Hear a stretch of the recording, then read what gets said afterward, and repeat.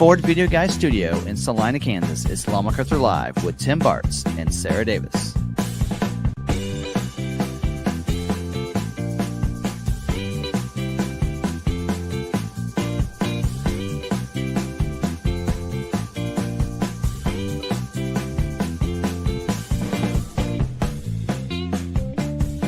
For all the information on ordering and production, Ford news, recalls, debunking all the fake news on social media, and whatever's on their mind, here's your hosts, Tim and Sarah.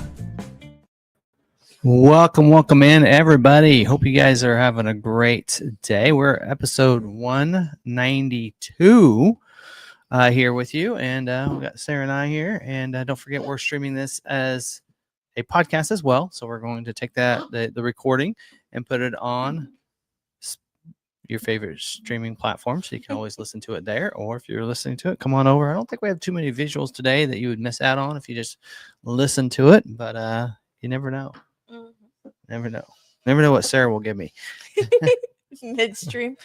So how you doing, Sarah? Oh, sick kiddo. Yeah, let me put my phone on silent here, but yeah, sick kiddo, but I'm here. One of them is sick, huh? One of them. Yeah. But got a lot done over the weekend. A lot of yard projects, getting through them. I heard you got a vehicle out. We did. We got the Lightning out this Tell weekend. everybody about that. What Lightning? So we have an 01 supercharged F-150 Lightning. So the old Lightnings, single cab. It's white with red accents. So if you go to my Instagram, or if you sticker swap with me, then you have my Lightning. Yes. So that's the vehicle I use. And that is the style of vehicle that year was what our Lightning Bolt build is based off of. Yes. Not necessarily yours, but that heritage of vehicle there. Yeah. So I know that they had actually asked Levo to bring it over when they were planning that, so they could get as close to it as possible.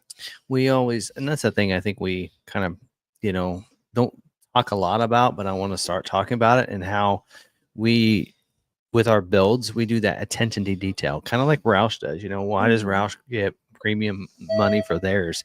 It's the attention to detail for the little things, like what they did on this last one. I think we do the same thing with our Lightning Bolt, is that we that attention to detail. Yeah. So not just lowering the vehicle and making it supercharged, but taking the fact that we do a 5-spoke wheel. Yep. Whereas other people will take, maybe a Ford Performance wheel or some other custom wheel. We actually work with a vendor that makes a 5-spoke very similar. Yes, it makes a 5-spoke wheel that you cannot get anywhere else. Yeah. Because it's very exclusive to us. Yes. Yeah. We've actually had my Lightning Bolt, or my Lightning, sit next to a Lightning Bolt here at car shows when we do our Backtop Classic. Yeah. We work with a vendor that actually stopped making the 5-spoke wheel a couple of years ago, or before last year. And we reached out and said, we'd like that same wheel. And they said, we're not making it in 24 model year. And we said, well, what if we can guarantee this many? We made 60 Lightning Bolts, 30 with the brushed wheel, 30 with the black wheel. And so take that times 4 wheels. We did 120 of each wheel. And they're like, okay.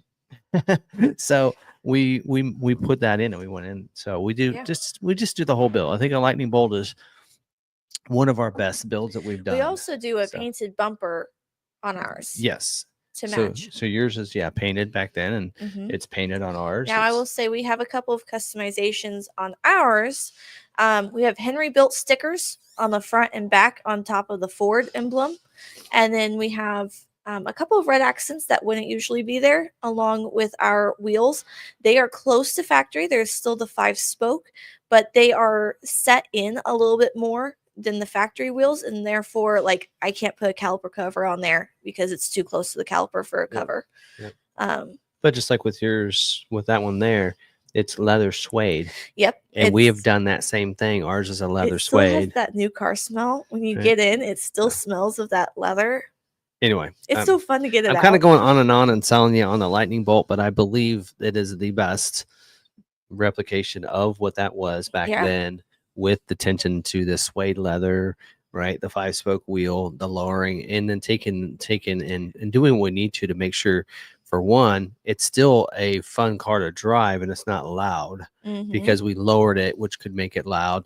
But putting the sound deadening in it and also put the traction bar in there so you don't lose any payload or towing. And I heard that along might with make it, a special appearance in one of your videos. Well, that's what we'd like to do. I think so. Anyway, but more about that. But we have some. Going to talk a little bit about this today and a couple different things. We're going to talk about that. We're going to talk the T word. We're going to talk about tariffs because Ford did respond when they came out with the Ford employee pricing.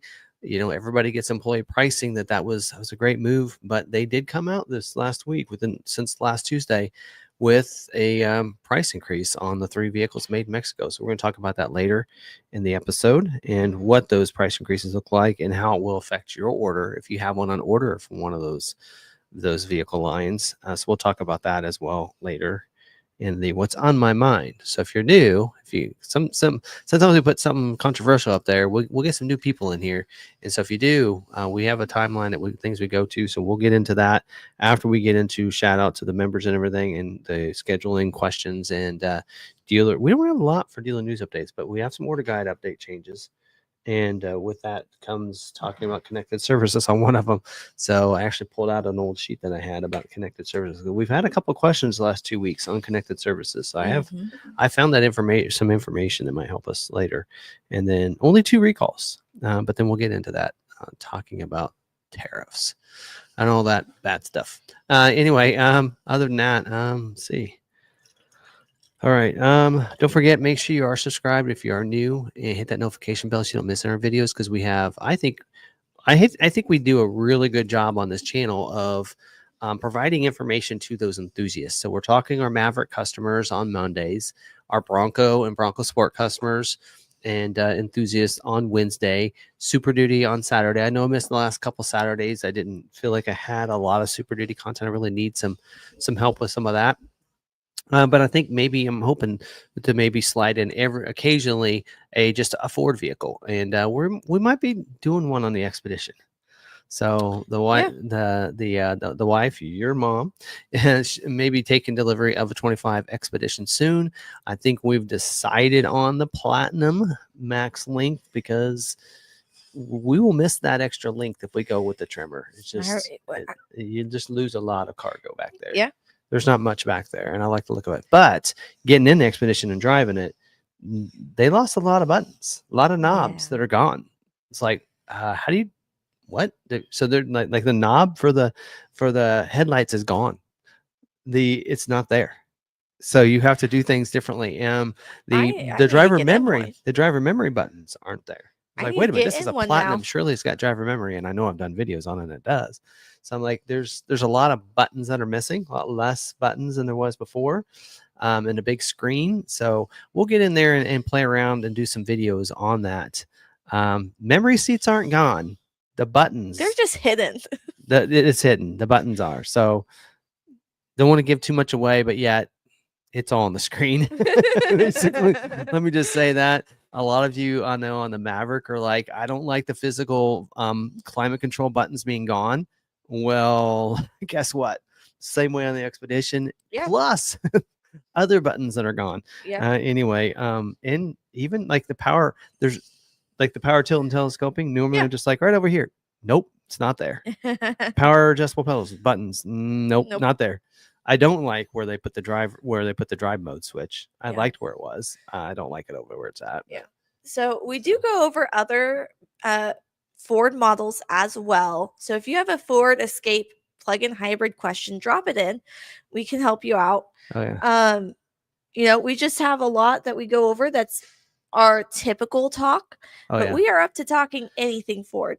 Yeah. So yeah, like I said, there's a lot of questions, a lot of community in the Maverick and Bronco Sport for those weekly videos. But that's why on Fridays I want to throw in, if you have questions on other models that I can address, I'd like to do that on Fridays. Yeah. So I'm thinking about throwing in a Ford Friday, Yeah. right? And talk about expedition escapes, the vehicles, maybe the Rangers and stuff like that. Like we're going to do expedition that we may not cover on the other ones, right? So anyway.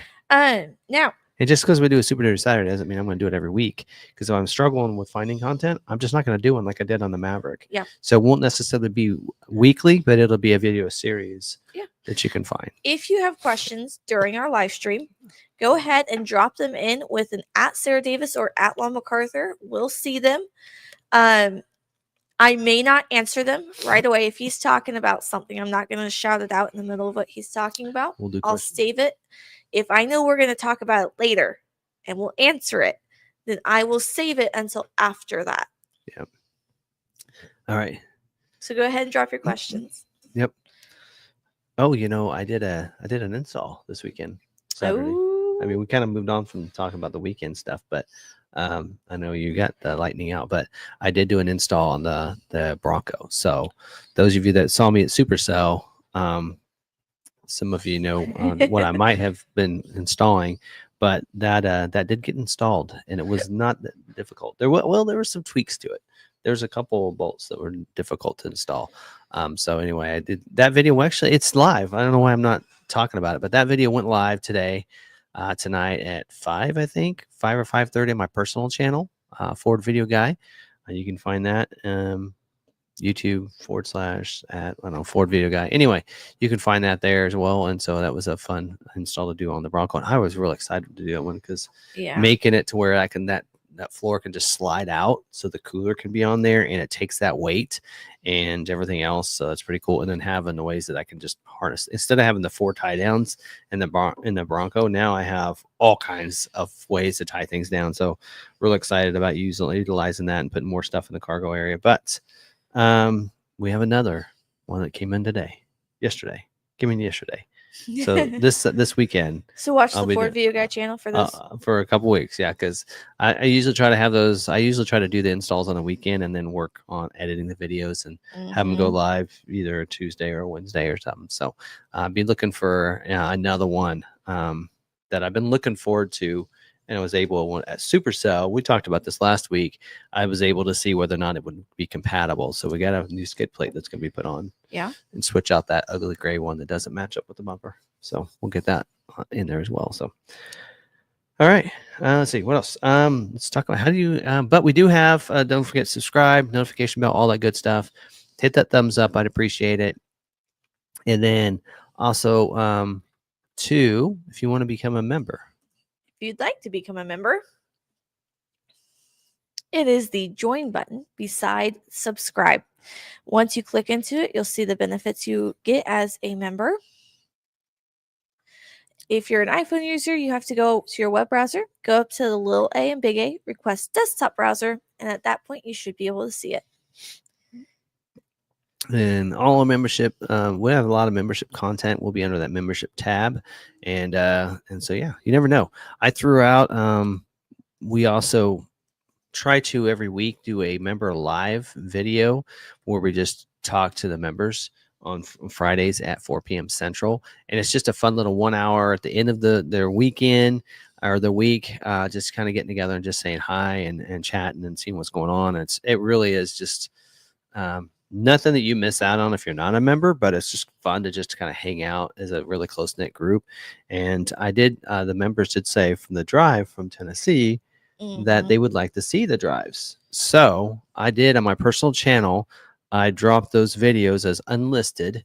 And I did to the members, I sent out the links to those videos. Now, if anybody else wants a link, I can post that. But I didn't put them as public videos because one of them's like an hour-long drive through.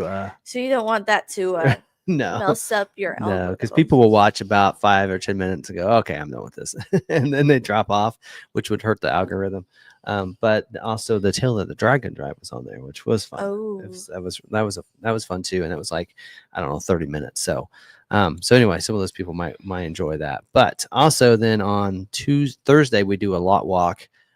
So like if I'm here Thursday, Friday, then we'll do a lot walk as well. And we did that this last week and walked a lot, and they got to see the tent with all the Dent repair. removal, the hail remover. Oh, speaking of that, so we just lowered prices on a lot of Ooh, vehicles. yep. And not only that, but our vehicles are below A plan pricing. Yep. And we're fixing all the hail and still keeping the price. Really? Yes. And we just lowered the Maverick, the 24 model year Mavericks down. They're like $1,250 off, and we're fixing all the hail. Wow. So we're $1,250 below A plan, I should say. When I say off, I mean $1,250 below A plan, right? Am I right on that? Believe I didn't check it today. Let me I wasn't in there today. let me double check that. But While he's double checking that, Ridgeview is not in the house tonight. He's in the mountains. who's in the mountains? He's driving through the mountains. On the way back to Maine. Mm-hmm. So he's gonna be hit or miss. So he's done with his cruise then, right? He is. He's headed home. I bet he had fun.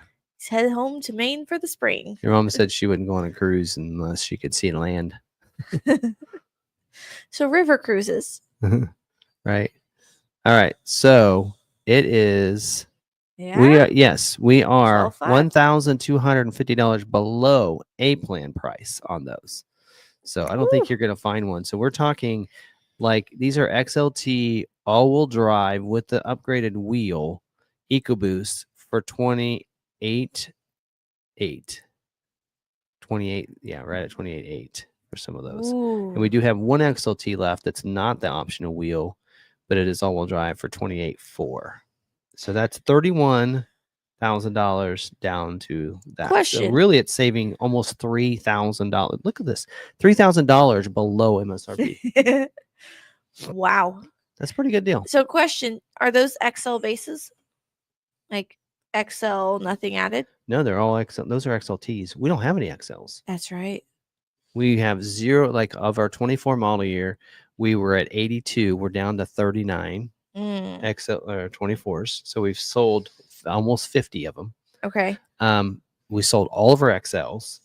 All we have left are XLTs. Almost the only thing we have left is the one with those optional wheels that Ford made us take.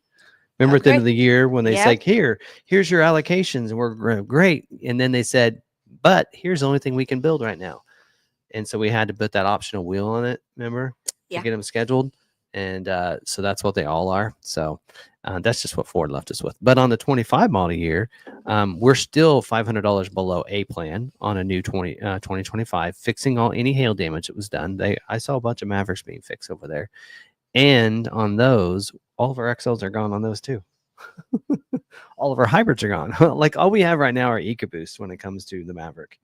We have I think we've had like 60 Mavericks in stock, and they're all EcoBoost. If that tells you how quickly the hybrids sell, that tells you something.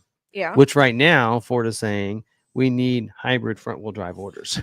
So we'll talk about that later. But anyway, so anyway, we kind of went on that tangent there, but so they got a chance to, people that were in the members got a chance to see that. That's where I was going with that. But anyway, some pretty good deals there. Anyway. Our members also get to know, we'll go somewhere and we'll do special member things. Put some links to Discord. The Maverick event, we have a special member gathering and whatnot. So I mean, if you like getting some of the content, want to see a little bit more about us and that kind of stuff, I think the $5 is worth it. And it's more of a blog. And I think, I don't know if YouTube, was there a minimum $5? I think there's a $2 one you can do, but anyway. Now we also do send out a gift. So the lot walk is more of a Tim just talking, because if you talk to a camera, you're not really talking to yourself. So that's right. All right, forget about this. What's in Tim's cup? What's in Tim's cup? I don't think it's really by now. It's probably not difficult to figure out. If they've been listening and watching. Yep. Now, the other thing members get are shout outs. So let's do that. Yeah. All right. So we have Ford enthusiasts here. Good evening, all. Rob Hallmark. Good evening, fellow Ford enthusiasts. We have Ronald Smith. Good evening to everyone on the live stream tonight. JB Mav. 2025. Evening, everyone. We have Bucko and Douglas Blair from Dale City, Virginia. We have Mabsim and Ghostang. What is going on? I don't know. There we go. Okay. I saw something on my screen. There we go. All right. We have Brian Foster. Good evening. From Southern California. I will be driving and not active in the chat. Usually the case for the California people. Mm-hmm. Try and get home. We have Mid Coast, Maine. And Clarence, 57 degrees and raining. Can't be good. Waiting for summer. Same. You know, you got to think people that are in California, they have to like their vehicles because they spend a lot of time in them, right? Commuting. Not everybody in California, but Yeah. I assume. Yeah, you gotta be comfy. Yeah. We also have Alan. He went and searched for aliens. They just got back from the road trip.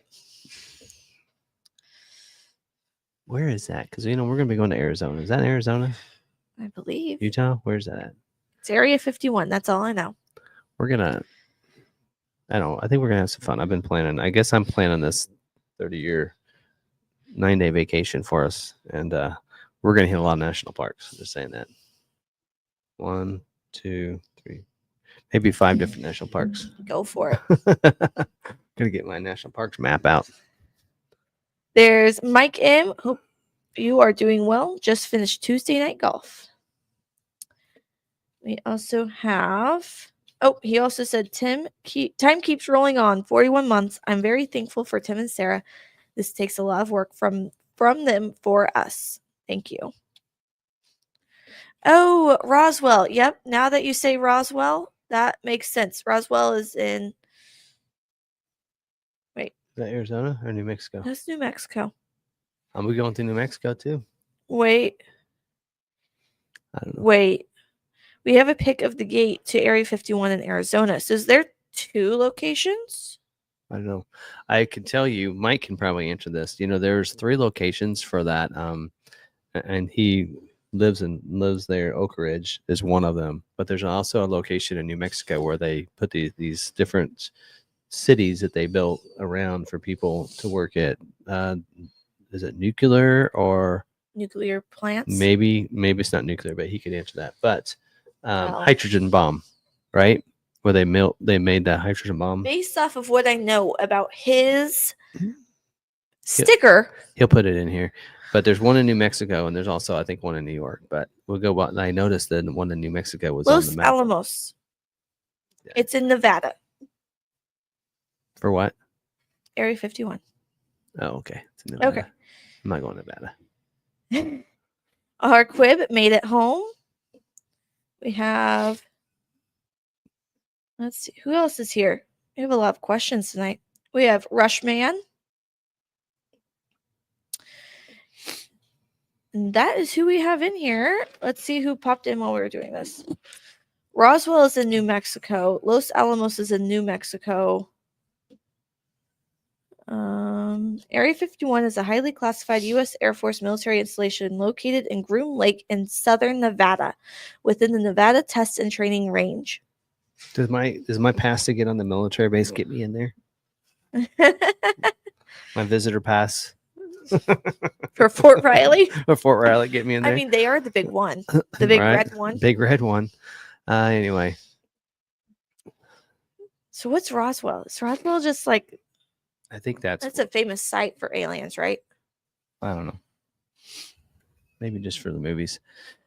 All right. Well, anyway, we should move on. Don't forget, just kind of talk about other things. We do also have...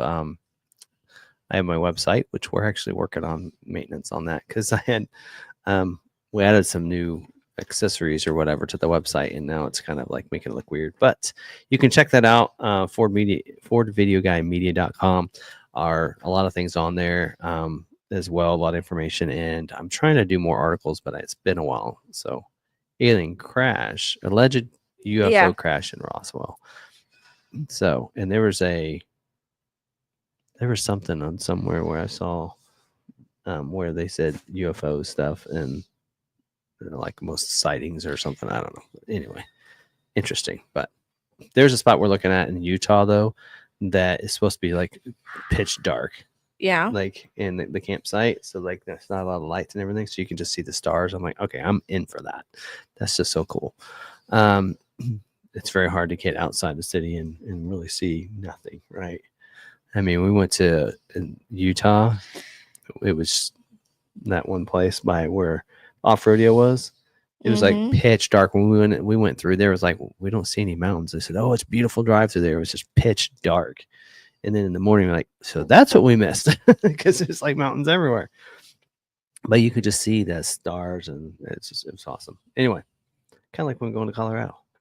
Yeah. Right. Utah has a Skinwalker Ranch. Anyway, all right. Well, moving on. Don't forget about some of the videos we did a Maverick Monday. Now, by the way, that video on the Maverick Monday we talked about that screen and connecting your phone and everything else. So any vehicle that has that same Sync 4 with that 13 and 2-inch screen, that means Bronco Sport, that means Escape, that means Expedition, and Mustang will all connect and be utilized the same way. So if you have a Bronco Sport, I know some of you have taken delivery of theirs. Like one of our members, Anthony, just took delivery of his, and we have somebody else that follows us that's coming Thursday to take delivery of his Bronco Sport. Connecting your phone to the Bronco Sport is the same as it was in the video I did on the Maverick. So if you're in a Bronco Sport, like, oh, I don't want some Maverick ones because of that, you might check that video out, because I connected the phone. I did a few little how-tos on Android Auto and how easy it was to connect wireless, and some other things, some goat modes and all that. So check that out, because I think that would be important for others as well. So, all right. What else? And yeah. Okay. You got a good dealer moment? Yes.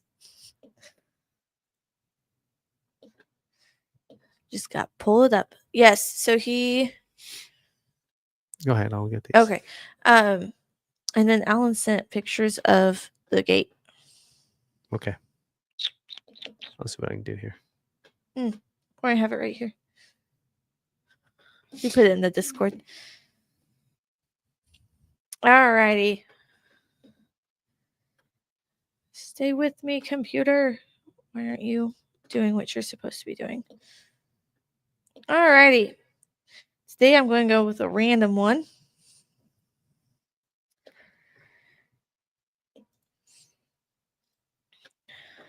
All right.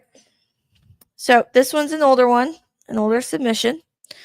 We have Leaf Johnson Ford in Austin, Texas. Leo Light. Leo fielded my call the day the order banks opened this year. Mind you, this is for a 23. Sent him. He sent a text 10 minutes later saying it was submitted. 30 minutes later, he got a email from Ford and a text from Leo, and then he had paperwork same day to sign to confirm the order. The truck came in a couple days before Christmas. They did make it ready and held it till after Christmas since he was out of town. I had never sat in the Maverick. He got me set up with a test drive, and then they were able to get him set up after Christmas. But they helped him through the financing and making sure that everything went smoothly. So if you are looking for someone, Austin, Texas, Leaf Johnson Ford.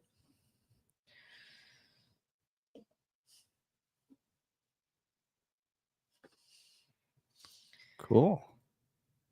So David's going to be the one that's coming Thursday to pick up his Bronco Sport. Awesome. So I actually do have some photos of Anthony's delivery. And Alan, I know you sent me those photos, and I cannot find them now. I might have to resend that email.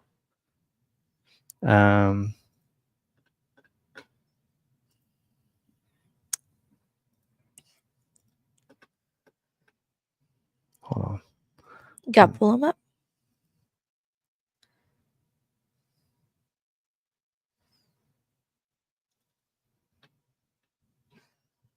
Here is Anthony's. Now,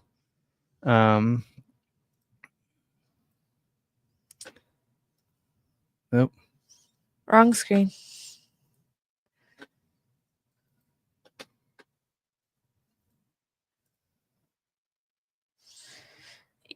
So it's opening a new window to show you the image.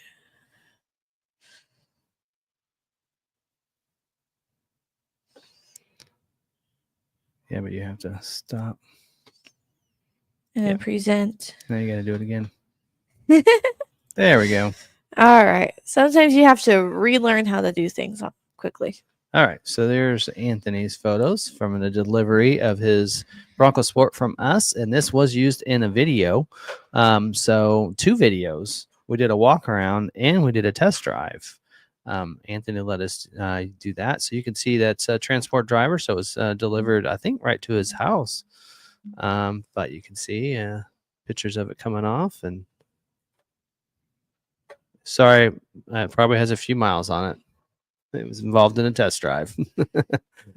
So pretty cool. So, and I love that color. So there That's you go. the Azure, isn't it?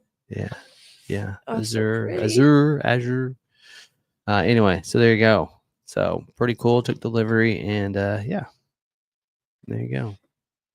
So enjoy that. And don't forget about Bronco Supercell. Bronco Sport Super Celebration. Tennessee and Moab are the only 2 locations now. Yes. For that. You can't used to be New Hampshire and Texas too, but they took that away from those locations. So Tennessee's pretty good. I mean, we didn't get a chance to do off-road other than that little drive, which they don't really use anymore. But I've heard pretty good things about that one. And then Moab, I can say, is always real good too. So anyway, and I actually had some, I actually need to call them. We have a customer that is struggling to get signed up. They were told it's going to cost $400. Well, I looked it up, and I guess you have to put $150 down and then $50 non-refundable deposit. So it's like, even if you don't take anybody, you have to put $200 down. If you take somebody, it's $400. Right. And it's true. You get $150 back refundable deposit after you show up. I'm like, I don't know. That's crazy. So I guess you do actually have to put $200 down, $400 if somebody goes with you, and $150 you get back at that when you get there.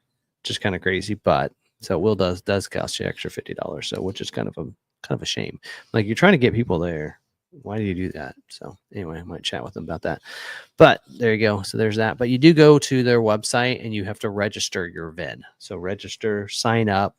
You have to start a registration for the VIN, and then you can go ahead and pick your times. So once you get that in there, no worries. 41 miles. See, I did pretty good. I didn't put too many miles on it. Anyway, the lowest amount of miles on a test-driven vehicle. Can't say that about all the people that did the test drive in San Diego. Anyway, all right, moving on. So great dealer moment there. And so scheduling, I did a video earlier tonight at 6:30 Central. I went over scheduling information for this week as well as next month because there's not a lot going on this week. They are finishing out. This is the last week of allocations for April. So it's the allocations dealers earn for their April that still are being used. So in most of the models, the dealers won't have any allocations left.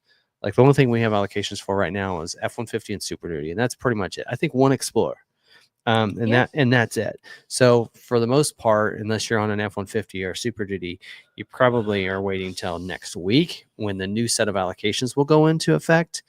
And then I went over information on scheduling for production information for next month, which is for July production dates. So, which is balance out for Super Duty. So, in fact, they're scheduled for 6 weeks of production through August, but it looks like only 2 weeks of that is for Kentucky truck plant. So it looks like they're going to stop short. Whereas Ohio, who builds all your commercial trucks, the cab and chassis and such like that, they're going to continue. They're going to build for 6 more weeks in July through the middle of August. But I think that production for the Kentucky truck plant, which makes all the ones with the cabs with the beds, those are going to probably stop sometime in July. So I don't know. Hopefully everybody gets scheduled. I know there's some people that are still unscheduled on 450s, but hopefully they do get scheduled. And was it a person on 450 you said that listened and took something off their order and got scheduled? Or was that? Yeah. So he ordered a long time ago. He had 2 items on there that we suggested. He had actually asked us, he's like, hey, this is what I have on my order. And we're like, take this and this off. One of them was a roll top cover, a tonneau cover. And he took those off, and the next week he was scheduled. Wasn't it like a King Ranch 450 or something like that? Platinum. It's a platinum. Okay. Well, there you go. Platinum F450. Yep. And it was not getting scheduled for months and months. They took that off, and he got scheduled next week. Cool. So, and he is working with us on his next vehicle. Oh, yeah, that's right. All right. So I won't go over scheduling since I did that earlier. But if you have any questions, now would be the good time to drop those in for scheduling. And if you have any questions, you have some, I'm gonna say if you have some questions that are kind of more general that don't have to do with the tariff thing yet, we'll talk about that later. But anything outside of that, other than that, let's go ahead and fill those questions now. Okay. Yeah, I have 14 questions in there already. I hate for those people to stick around if they just want those questions answered. Let's go ahead and do that. Okay. So we have question for my fellow Maverick owners. Does y'all's truck show you sitting in the vehicle when you first get in, and crank it before you put your seatbelt on? So when you get in and it pops up the screen with all the seats on there, it should show red for an unbuckled seat with someone in it. Yes. So, I mean, that's all you should see is red. And then once you click it, it should be. It'll put a check mark. Yeah. And then it'll stay up there just for a little bit, but it will go away. Or you can hit OK and dismiss it. Yes, you can hit OK and just dismiss it. Yeah. But. Yep. I think he's saying that it isn't showing that himself. That would be a programming thing, I think. Like if he's in there and sitting on it, it should show red. I don't know. Maybe you can clarify that if we answered that or not. But okay. So Ed says, I ordered an F450 Platinum in the first week of 25 with priority code 19. I have not been scheduled, and I'm concerned I might not be before the end of 2025. What do I do, or ask my dealer? By the way, dealer says 19 is the highest code they can give me on my build and assure me they have allocations. So one thing about it is maybe they have all of their orders at 19.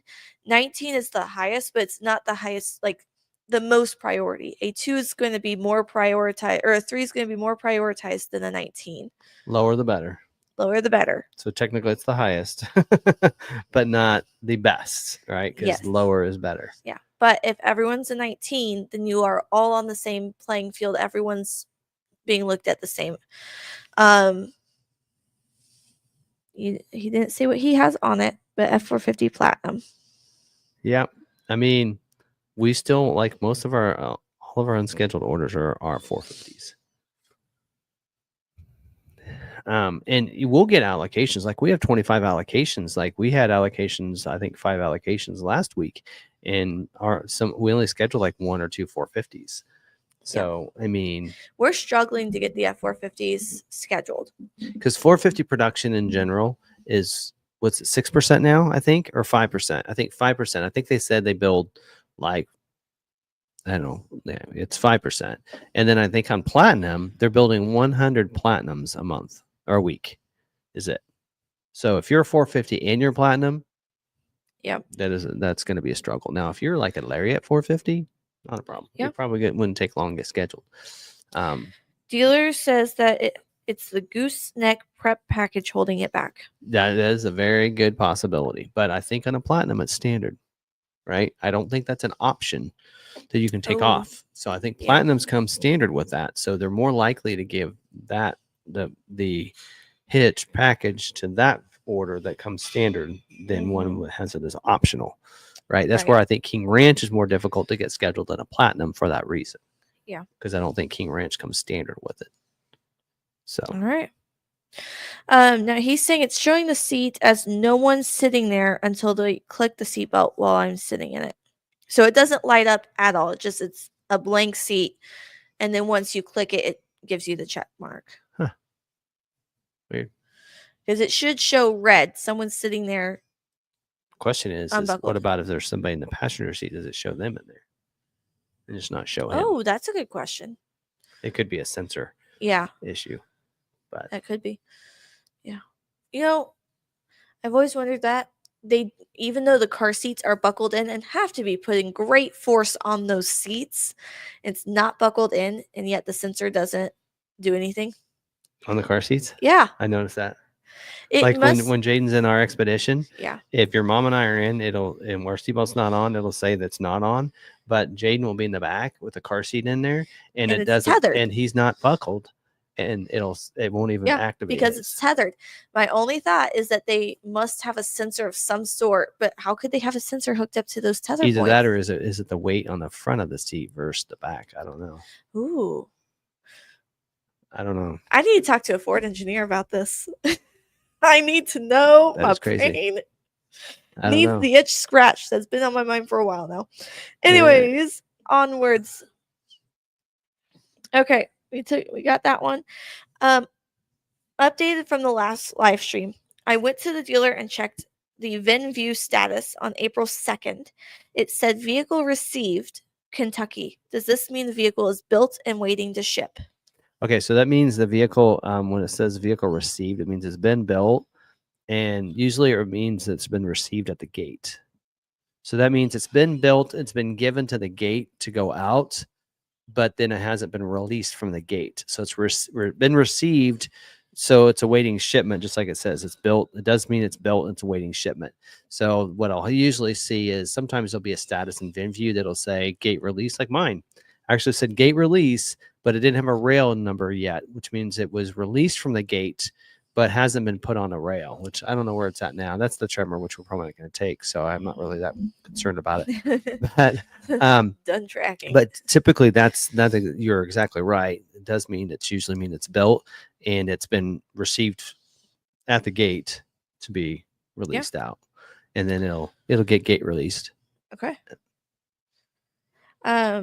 I was wondering if you guys have heard anything about the Sirius XM subtime you could buy with Ford points having gone away, as I can't find it anymore. That was available at one time. I don't know if it went away. I don't know. But you were able to at one point. I don't know if that was just a deal for just a little bit. Let's see, I think I saw that when I went to how are some ways you can use your points. And if you go to your like Ford Pass points, it'll say, here's some ways you can use your points. And one of them showed Sirius XM. Oh.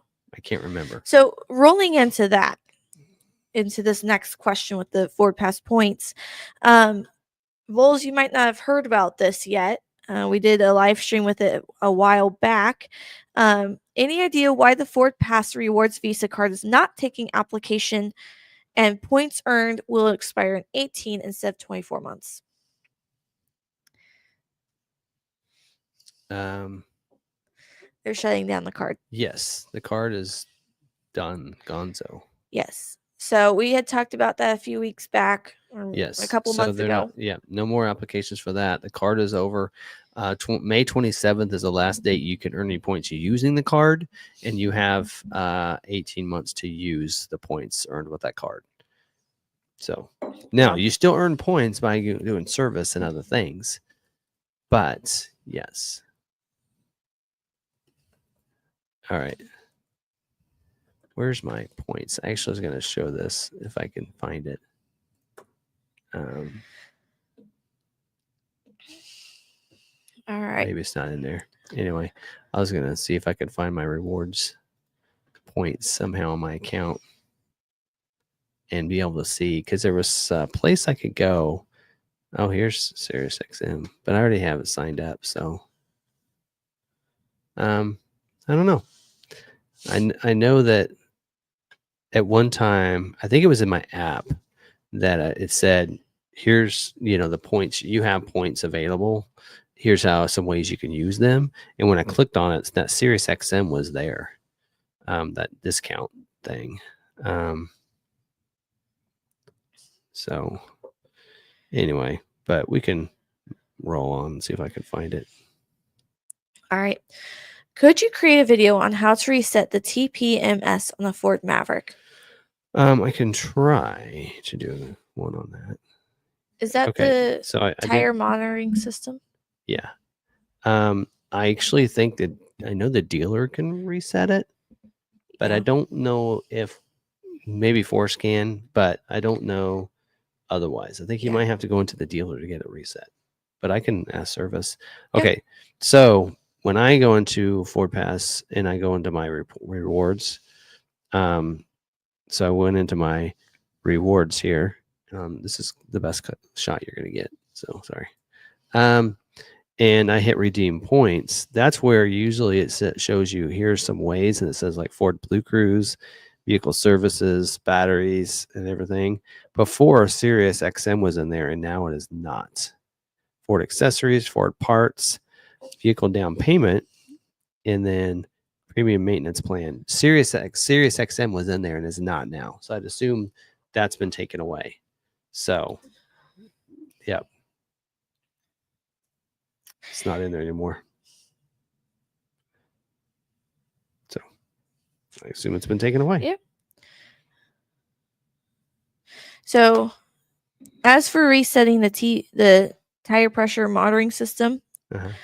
a tech might be the one to do that at a dealership. Yep.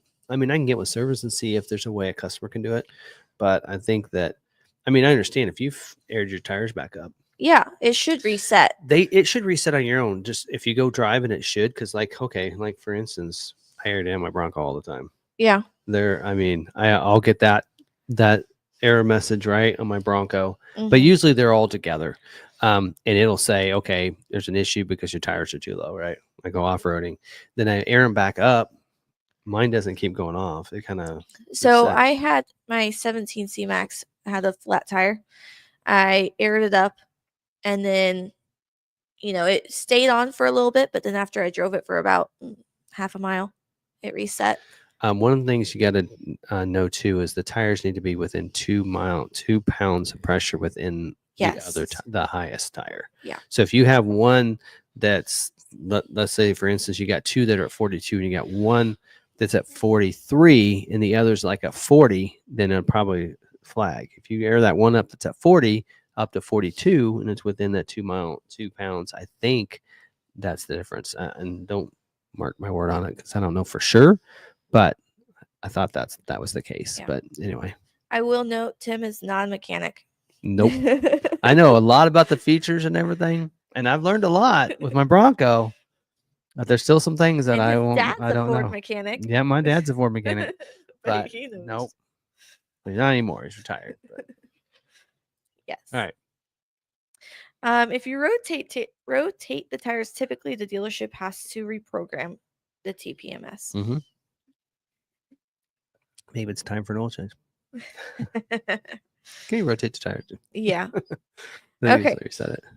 So Tim Kiley has a strop update. After a month of sitting at the Penske facility, it changed to a work in progress status on 423, and on 5.3 it shows as built. Sweet. We have two that are, and I haven't checked the status on them, but I need to start doing that on Tuesdays. So, like look especially when we have people that have them and their update. Right. Yeah. Well, we know a dealer received theirs. Was that Yes. Friday that we were in a member live stream and we were talking and someone asked about. I think Ronald said Yeah. that he had one. His local dealer had one on their lot. They had hit their lot. Well, and I've seen a few on lots on social media. Yep. So they are shipping out, which is awesome. Is Ford giving incentives on 2024 Escape plug-in hybrid? Is the EV tax credit available too? Okay, so EV tax credit has to go with the has to go with the tax year. We are now in a new tax year, so 25 model year plug-in hybrids do not get a tax credit. So even it doesn't matter what year the vehicle is, it's what calendar year you're in. Okay. And they took away the EV tax credit on plug-in hybrid. So it no Ooh. longer gets it. But Ford, that's one of the reasons is that Ford has big rebates on plug-in hybrid they don't have on the others. Like 25 model year plug-in hybrid Escape has $3,000 in rebates. So that answers that first question. If Ford has incentives on 24 Escape plug-in hybrid. Technically, they have rebates, but no tax credit because they can't get a tax credit. That's right. So, yeah. Well, he asked. In fact, mach-e is not eligible for tax credit anymore. Right. He asked, is Ford giving incentives? And is the EV tax credit available too? Oh, so, okay. Yes, Ford is giving incentives, but tax credit is not available. Yes. So there's, I think, still. I know we haven't had any 24 model year Escapes for a long time. We roll our stuff out. We don't keep them. Just like on 24 model year, we only have like a couple different models. But we're on to 25. But 25 Escape plug-in, I can tell you, is $3,000 rebate. Mm-hmm. Over the other Escapes don't have any. So especially with the A plan. So right now is a great time to get a plug-in Escape because you get A plan or employee pricing, and you get like $3,000 on the 25. I'd go for a 25 because I think 24 is $5,000, and I think $3,000 on a new model year is the better deal, especially if you're A plan. So, and they're getting really like when you start taking A plan and you're getting $3,000 off, that's getting that plug-in hybrid real close to that $30,000 price range. That is a pretty good deal when you can go almost all electric throughout the day, right? Or in town or whatever, and then you can just fill it up when you go on a trip. I mean, I've heard of someone that said that their car actually told them, "Hey, you need to turn off your hybrid or turn off the EV mode. You need to use your engine." Remember when we went to Maine, mid coast Maine, said that? Yes. Yep. With this. So, all right, next question. All right. My Maverick is a 22. Oh, we got that one. Oh, okay.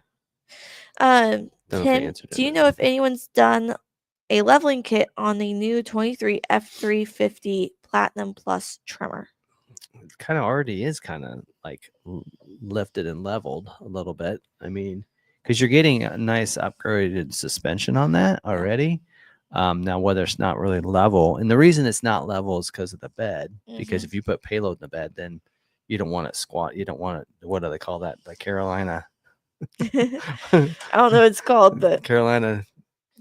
Anyway, but yeah, but if you don't put a lot of weight, you're not towing a lot, then it doesn't matter. I mean, I leveled out the F-150. And I like the leveled look better than I do with the slant and with the front going down. So I get it. Well, but I don't know. I mean, you might be able to put a puck in there, like a little bit of puck to add in there to bring it up. Yeah. I mean, if you're not putting a lot in the bed. Yeah. A lot of the time. Just using it for show and whatnot. But I don't know. But stay tuned. Oh. We have a special build that we have coming, and we might be leveling it. Why don't I ever hear about any of these? I need to start being in meetings. We got a performance build. We, what we've done to the trimmer F-150. I'm a little nosy, and I like to be in the know, and I like to know what's coming.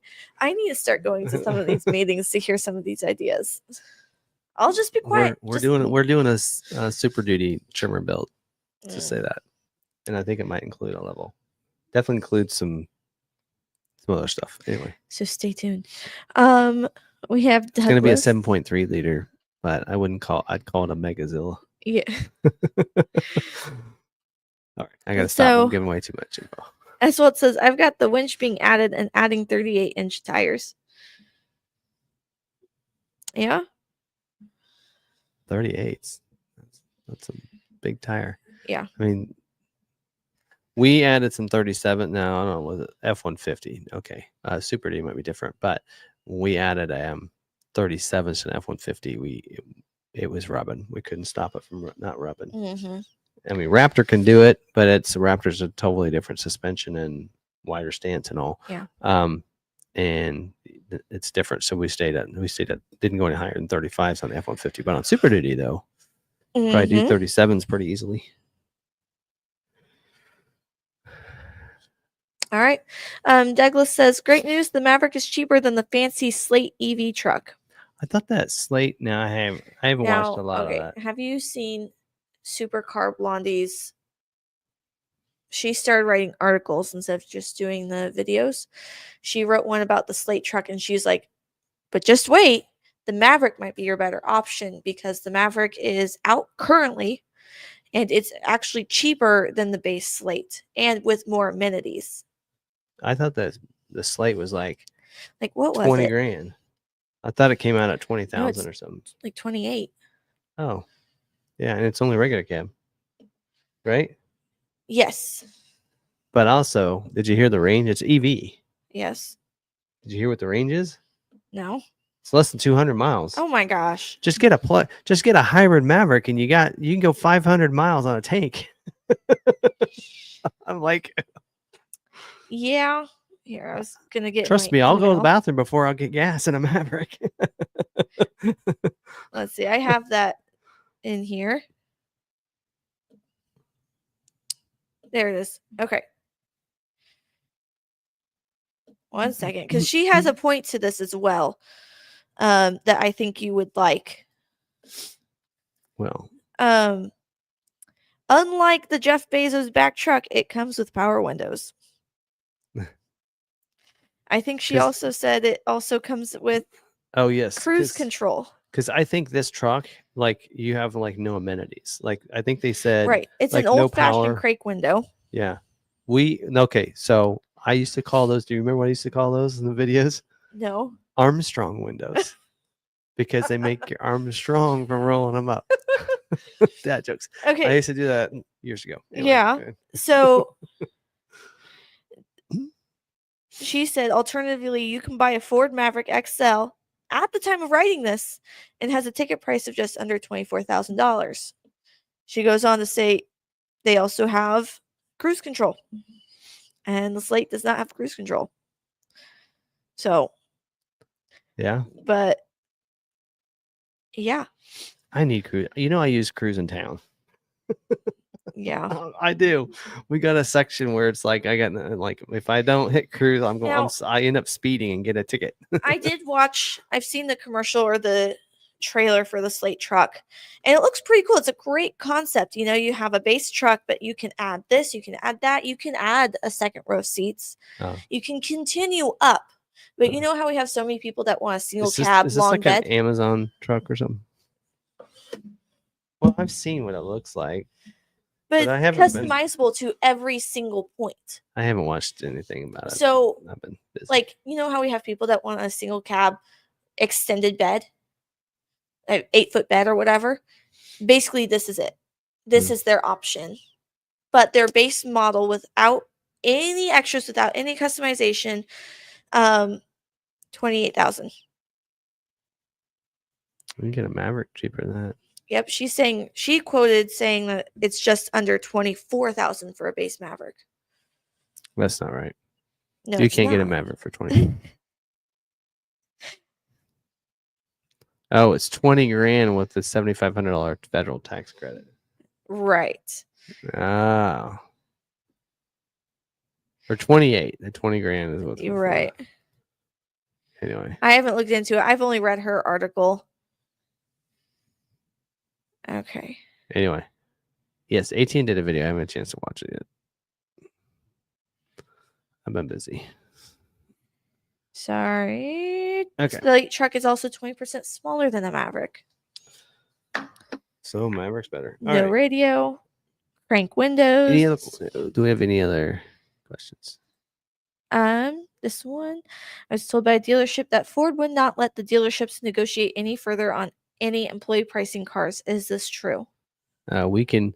So what Ford said was A plan or below. That was their wording. Right. We can go below. A dealer can do below A plan. So here, we need to bring this up because I am actually upset with a dealer out there, and I don't know the exact dealer's name, but somebody reached out to me because they ordered a Maverick Lobo. It came in during employee pricing, and the dealer told them that it was not eligible for that plan because it's a specialty vehicle. I'm like, no, it's not a Raptor. Raptor was one of those, 25 Expedition and 25 Super Duty. Other than that, well, and then Mustang Dark Horse. It is eligible. I says, no, they're lying to you. He says, well, I've already taken delivery at this point. I says, I would fill out the Ford survey, everything else, because they can get a lot of trouble. Because if you give a plan to one that's eligible, you have to give it to every one of your customers.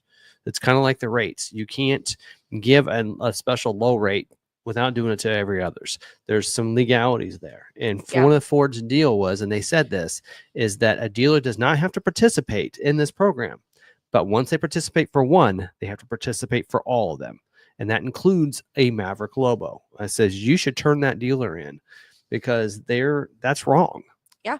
I said that is not cool. You I would can't- get a hold of the GSM and I'd let them know that. Say, well, from what I understand is if you apply the A plan to one, you have to apply it to all of them, and the Lobo is So one of if those. they've even done just one deal before that Lobo, Yes, they should. They can easily. He said, well, I'll just call Ford. I said, I would do that. I'd call Ford and said, you want your, I mean, that they didn't give me a plan on a Maverick, because all Mavericks, there's not Yeah. a specialty Maverick.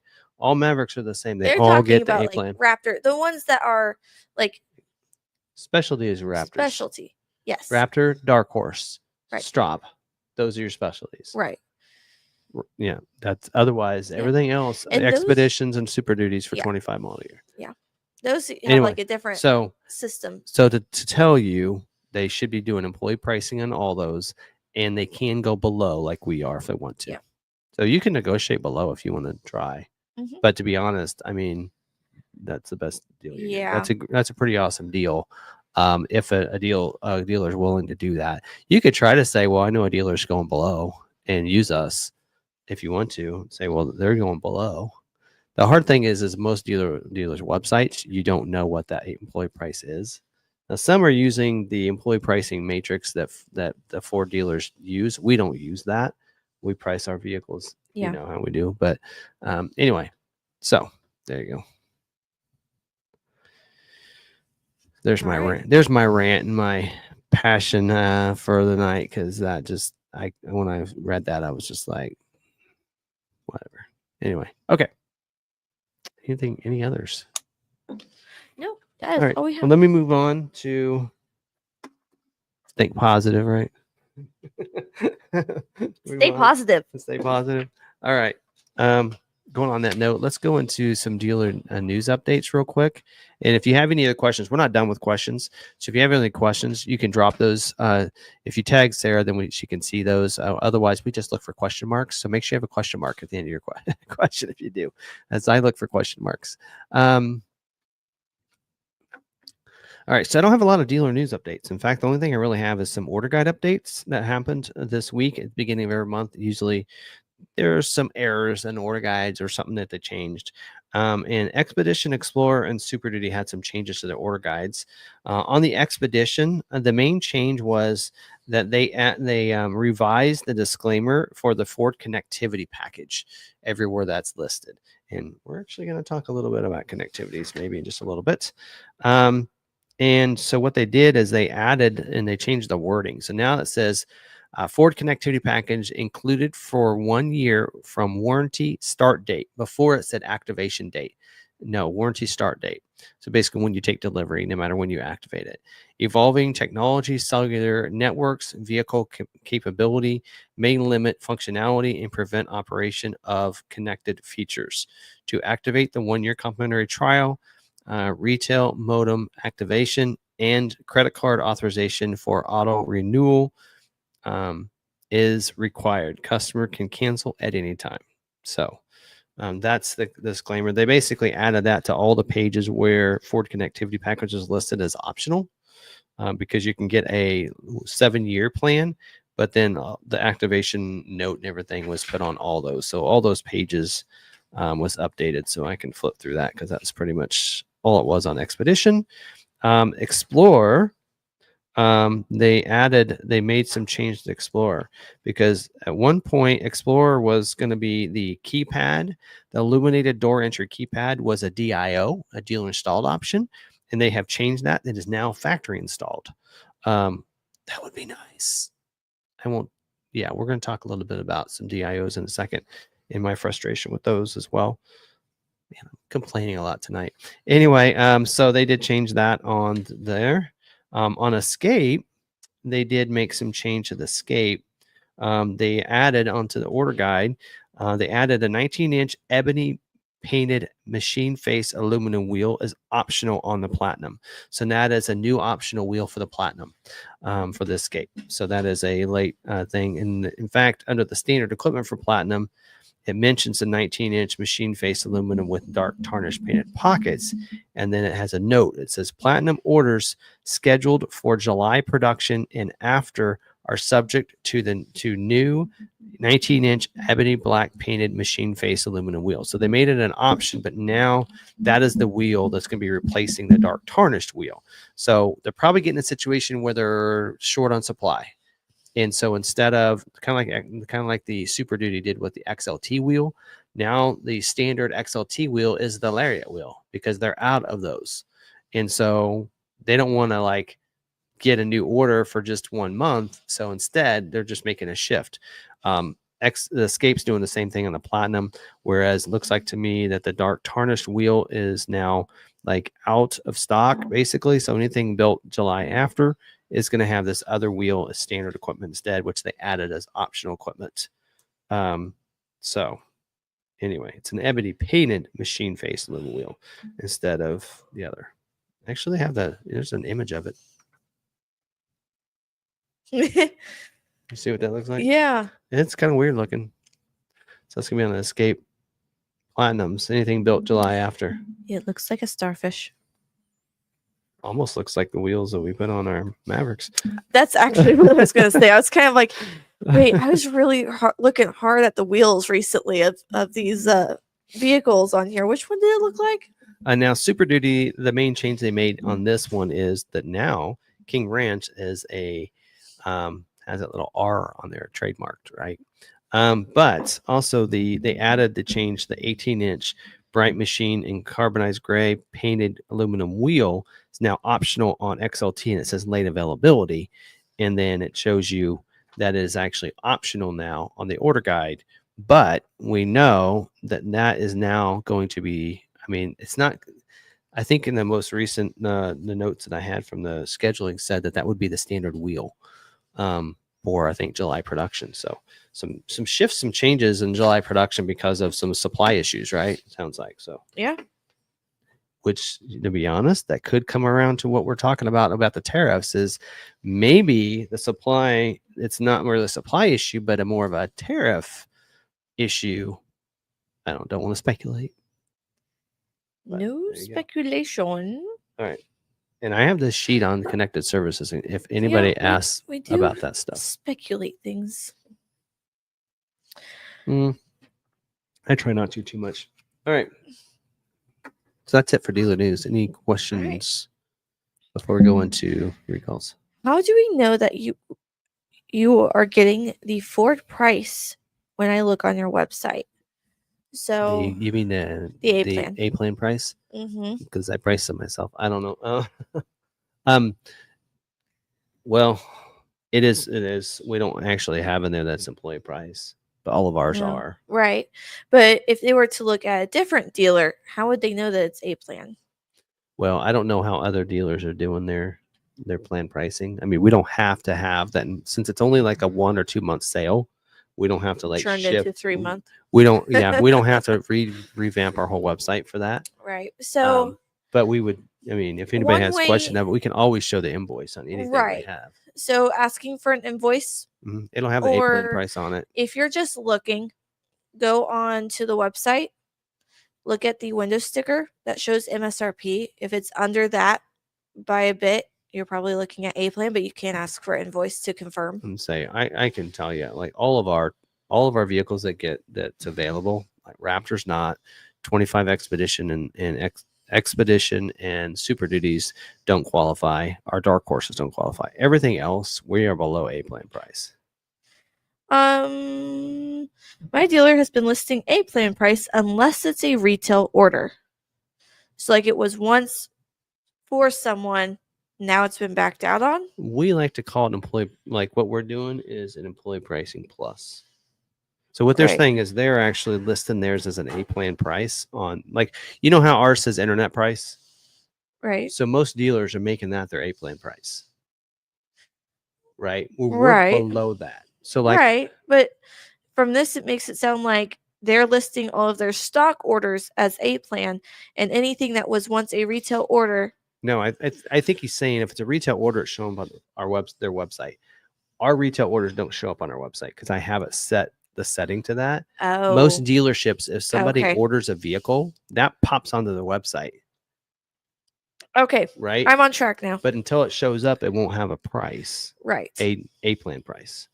What he's saying is all their vehicles have a plan price unless it's a Unless it's retail retail. order, when it still has, they'll only have MSRP. Okay.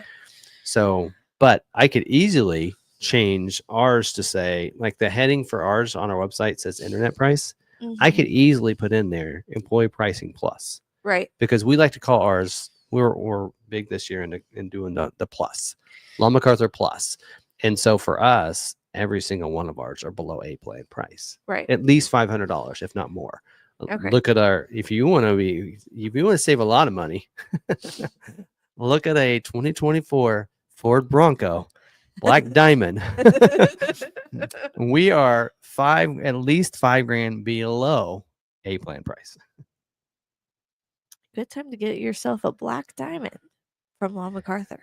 Yeah, I can talk about that. All right. People ask why I haven't gotten a new vehicle, and I'm like, you know how much I spent modifying the current one I have?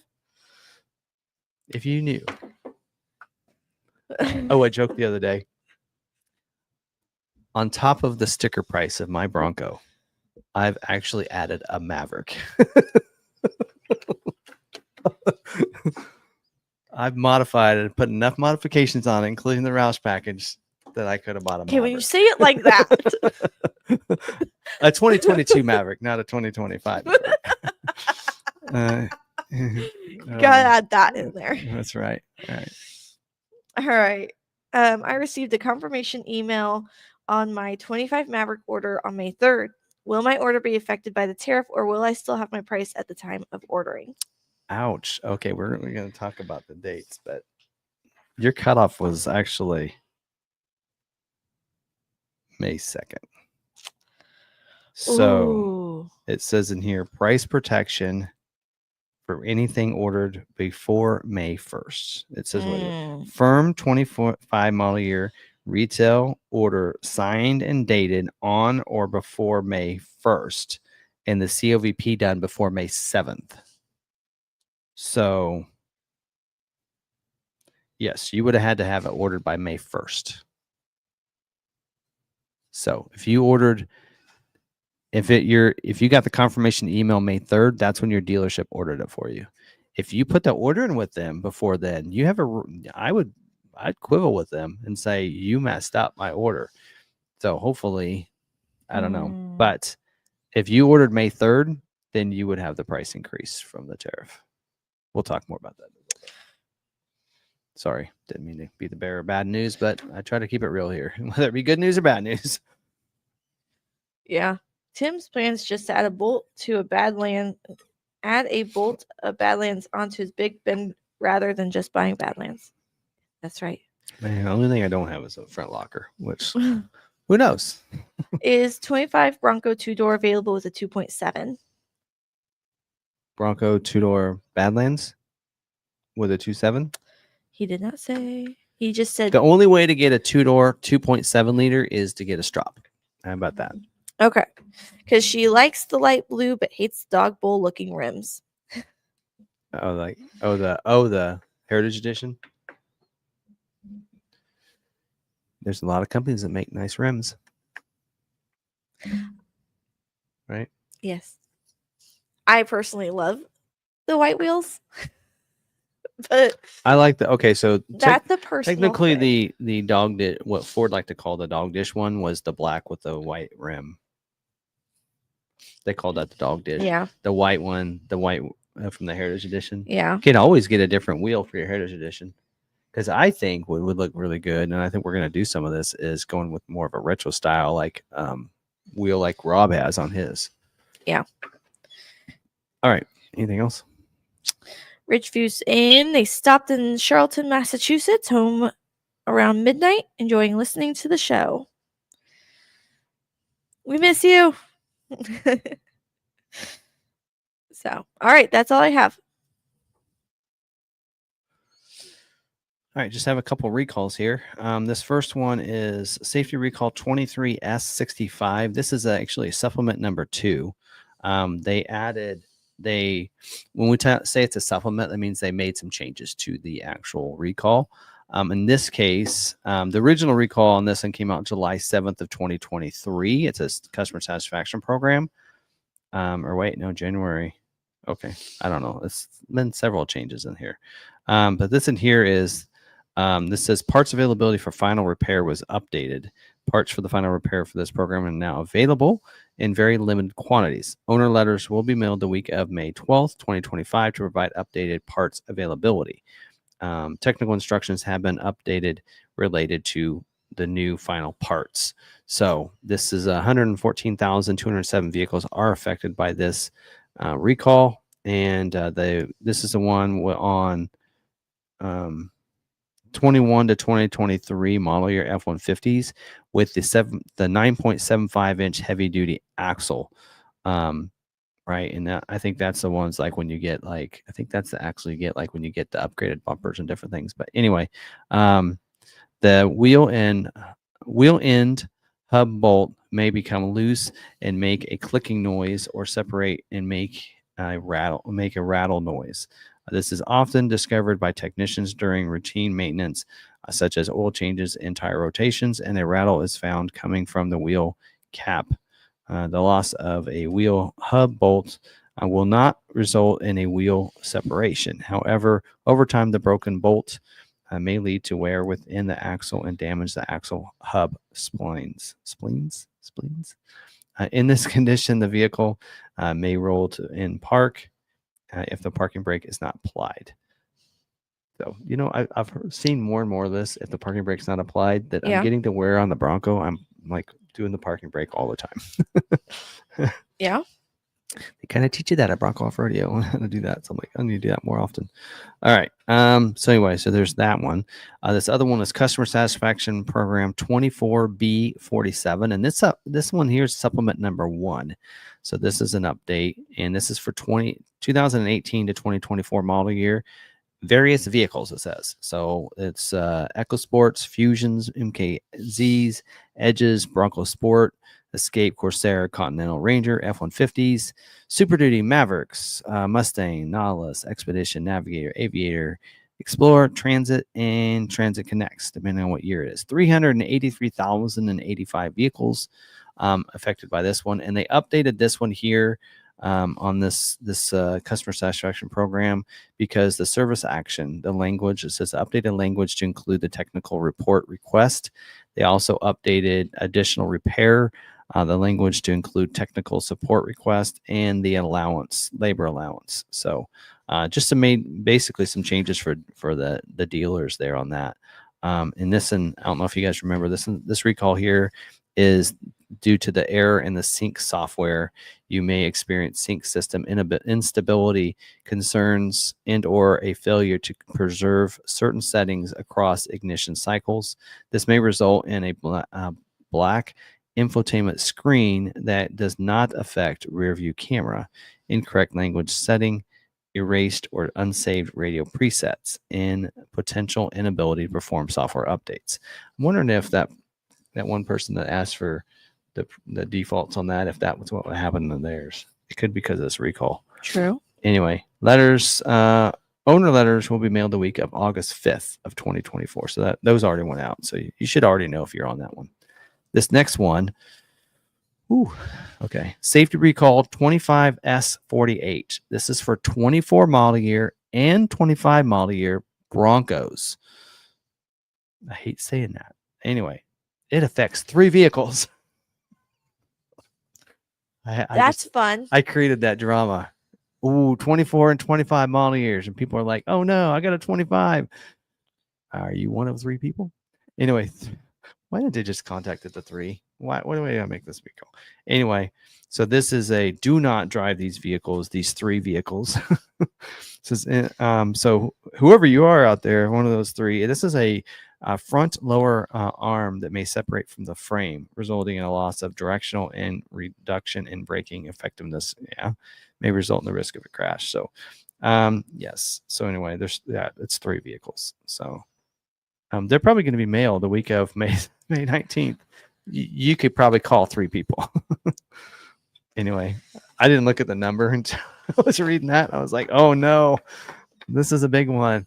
And then I thought, 3 people. I love that. All right. Any questions? Any guess on when we might see device holders on the 25 expeditions? I have an order in without a build date, and I'm wondering if I might get the holder if it's late enough. Darren asked me that too. Darren Lee. And all I know is we were told at the embargo event it was going to be a late availability item. Yes. How late? Well, let's see. We got a new order guide that came out just this week. They updated the order guide. Let me look at that. I knew, so a lot of that was a big deal at the media release. Yeah. And that's why I made sure when we talked about it that it was a late availability, would not be available on the early expeditions. Yeah. We talked about that. We made sure people were aware of that in our videos. Now, that doesn't mean all media did the same thing, but we did because that's what we do. All right. And I don't even know if it's listed in the order guide at all, to be honest. So yeah, it's not even listed on the order guide, I don't think. And I don't know what availability that'd be on. I assume active would be able to get that as an option.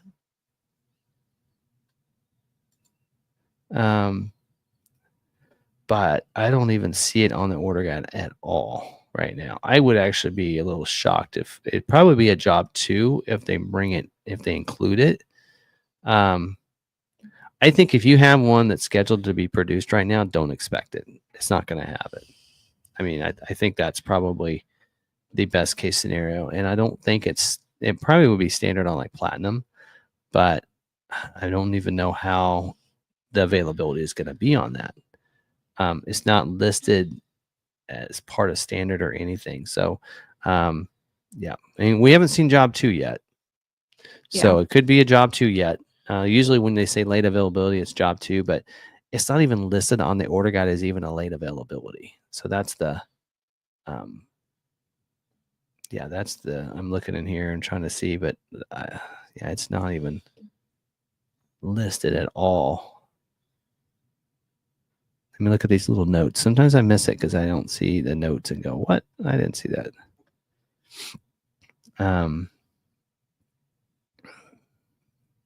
Yeah, you think the trimmer basically is fully loaded. It's basically a Platinum Plus, but off-road version. And I don't even see it, any kind of notes on that at all. And then, of course, Platinum Ultimate would definitely have it, right? Or like the availability of that. Yeah, there's no note or anything on it. So, nope, I don't know. So, yeah, I wouldn't expect it. So, all right. Any other questions? I'll keep looking here, but I don't. My Maverick should be built week of 5/19. What's the probability I'd get it before July 4th, employee pricing deadline? So when is it supposed to be built? 5/19. That's coming up. Yeah, you should get it. Yeah. One of the reasons I believe they're extending it is because they've gotten a lot of people upset that, oh, wait a minute, I would have to reorder to get this price because I have one on order.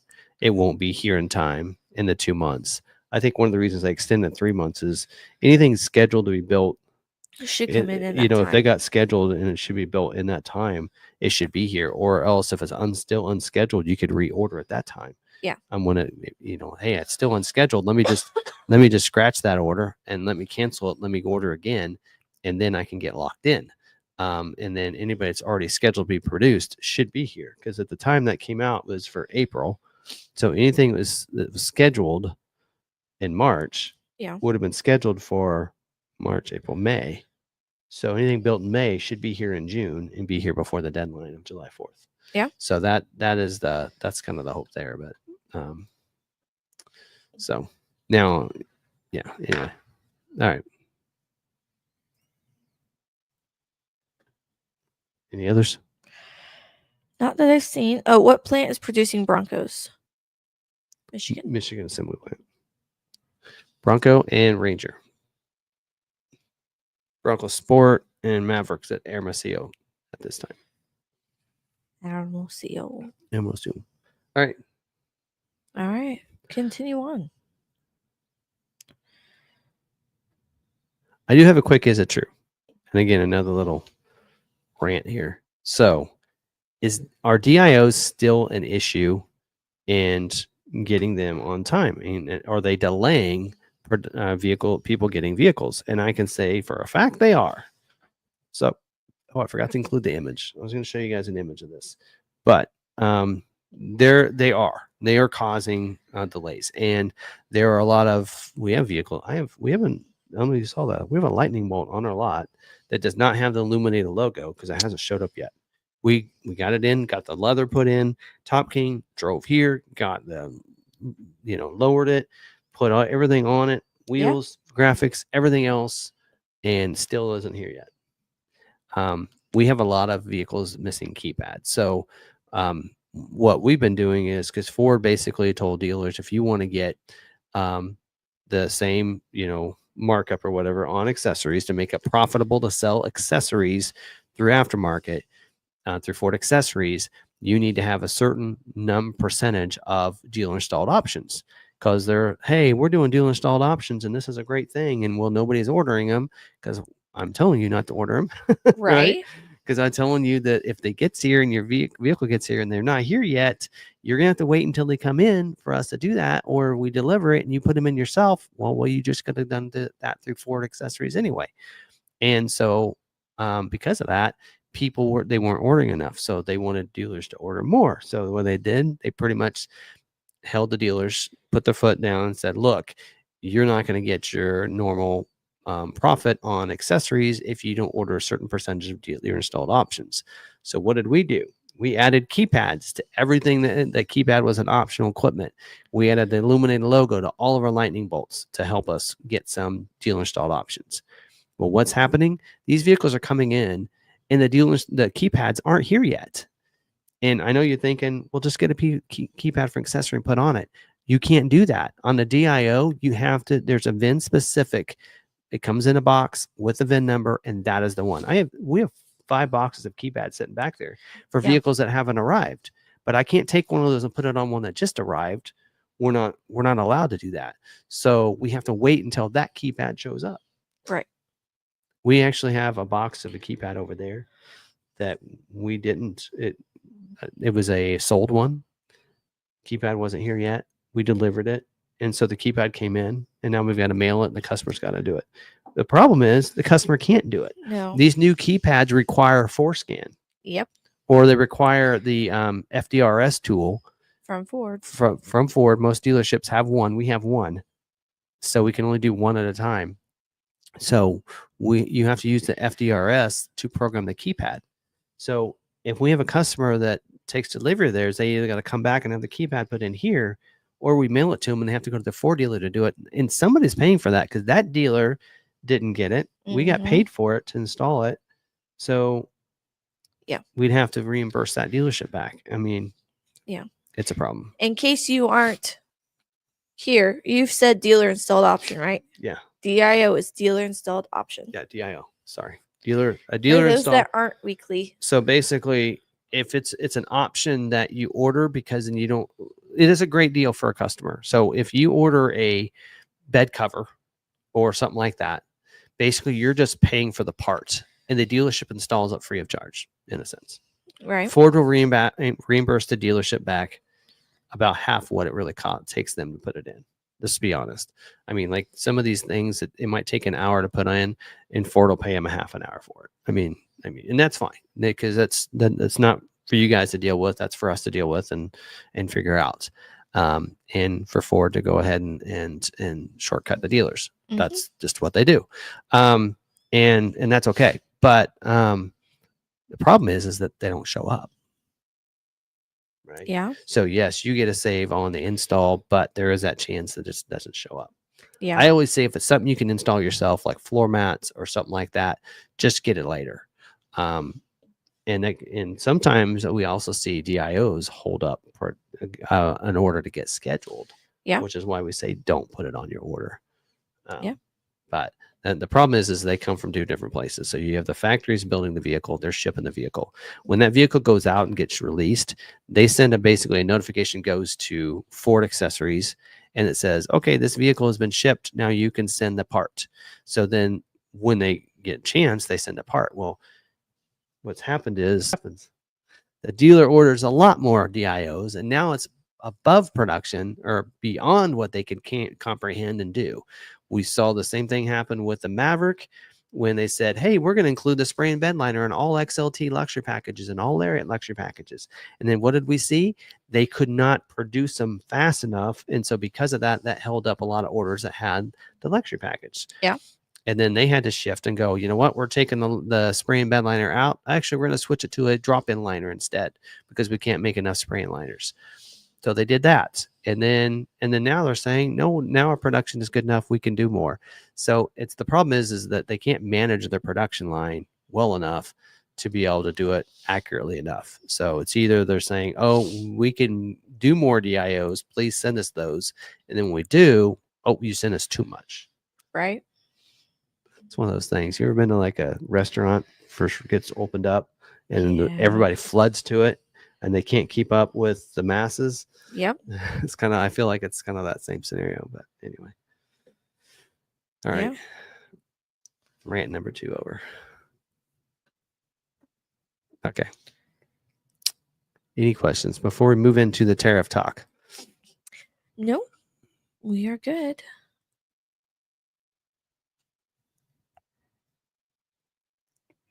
All right. Yes, my live stream regulars know the different acronyms, right? FDRS, and I don't know what that stands for, but RagnaCon probably does. He can clue you guys in. All right. Let's talk about this because Ford came out. Oh, here. Oh, we got to do this first.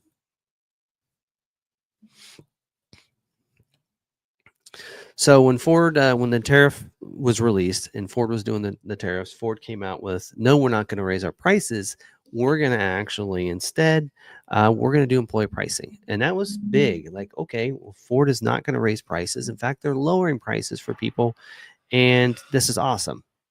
But then this week, we get this information. And Ford didn't even say it's a price increase. They actually did put in there that this is a Ford imported vehicle mid-year price increase. And it's for the 3 vehicles made in Mexico. So Maverick, the Bronco Sport, and the Mach-E are getting price increases. So we'll go over these, and these are effective May 2nd. So basically what that means is anything ordered May 2nd or after are going to see these higher prices on the ordered vehicle. Anything that's already scheduled to be built, whether it's supposed to be built in May or June, it doesn't matter. If you already ordered your vehicle prior to this date, you should be, as long as your dealer does the right thing, price protected to the price it was before these price increases. So that's why I always say when you order your vehicle, make sure you get a sheet with the order price and everything else so that you have that price. So when that vehicle comes in, they can say, nope, the price is $1,000 more, or whatever the prices are. You can say, no, this is what I am. I'm price protected to what it was when I ordered. And it says in here, automatic price protection for May 2nd effective changes. It says automatic price protection will be provided for a firm 2025 model fleet, retail, and demonstrator orders signed and dated on or before May 1st and received by Ford. That means a COVP, because that has to happen too. Another reason why you COVP your orders is for price protection. That has to be in before May 7th of 2025. So we had Mike Buck that ordered before this. Yes. Made a slight change. He got the COVP in already, so he's locked in to the price it was before this update. That's how that works. So ordered vehicle, retail order, you're good. You should be price protected. Again, should be, because your dealer needs to look at that protect date when they look at the incentives so that they get that price, because they're going to get reimbursed back by Ford 45 to 60 days after they report it to Ford. Now, with that said, any stock vehicles, like we had a bunch of stock vehicles that got scheduled last week. Yeah. Those vehicles are going to be produced after May 2nd. All stock ones will probably get re-invoiced, and they will have the higher price on them. So you're going to see that. So anything built after May 2nd on a dealer lot will have a higher price on it. Anything scheduled this next month coming up for July production, we'll see these higher prices. So let's go over these prices real quick. On the Maverick, quite a few of them here actually. XL, XLT, and Lariat hybrid. Whether it be let me backtrack. XL, XLT hybrid front wheel drive will go up $1,150. One of the things we don't see is it doesn't mention XL, XLT hybrid all-wheel drive that's going up. So if you have an all-wheel drive hybrid, there's not a price increase here.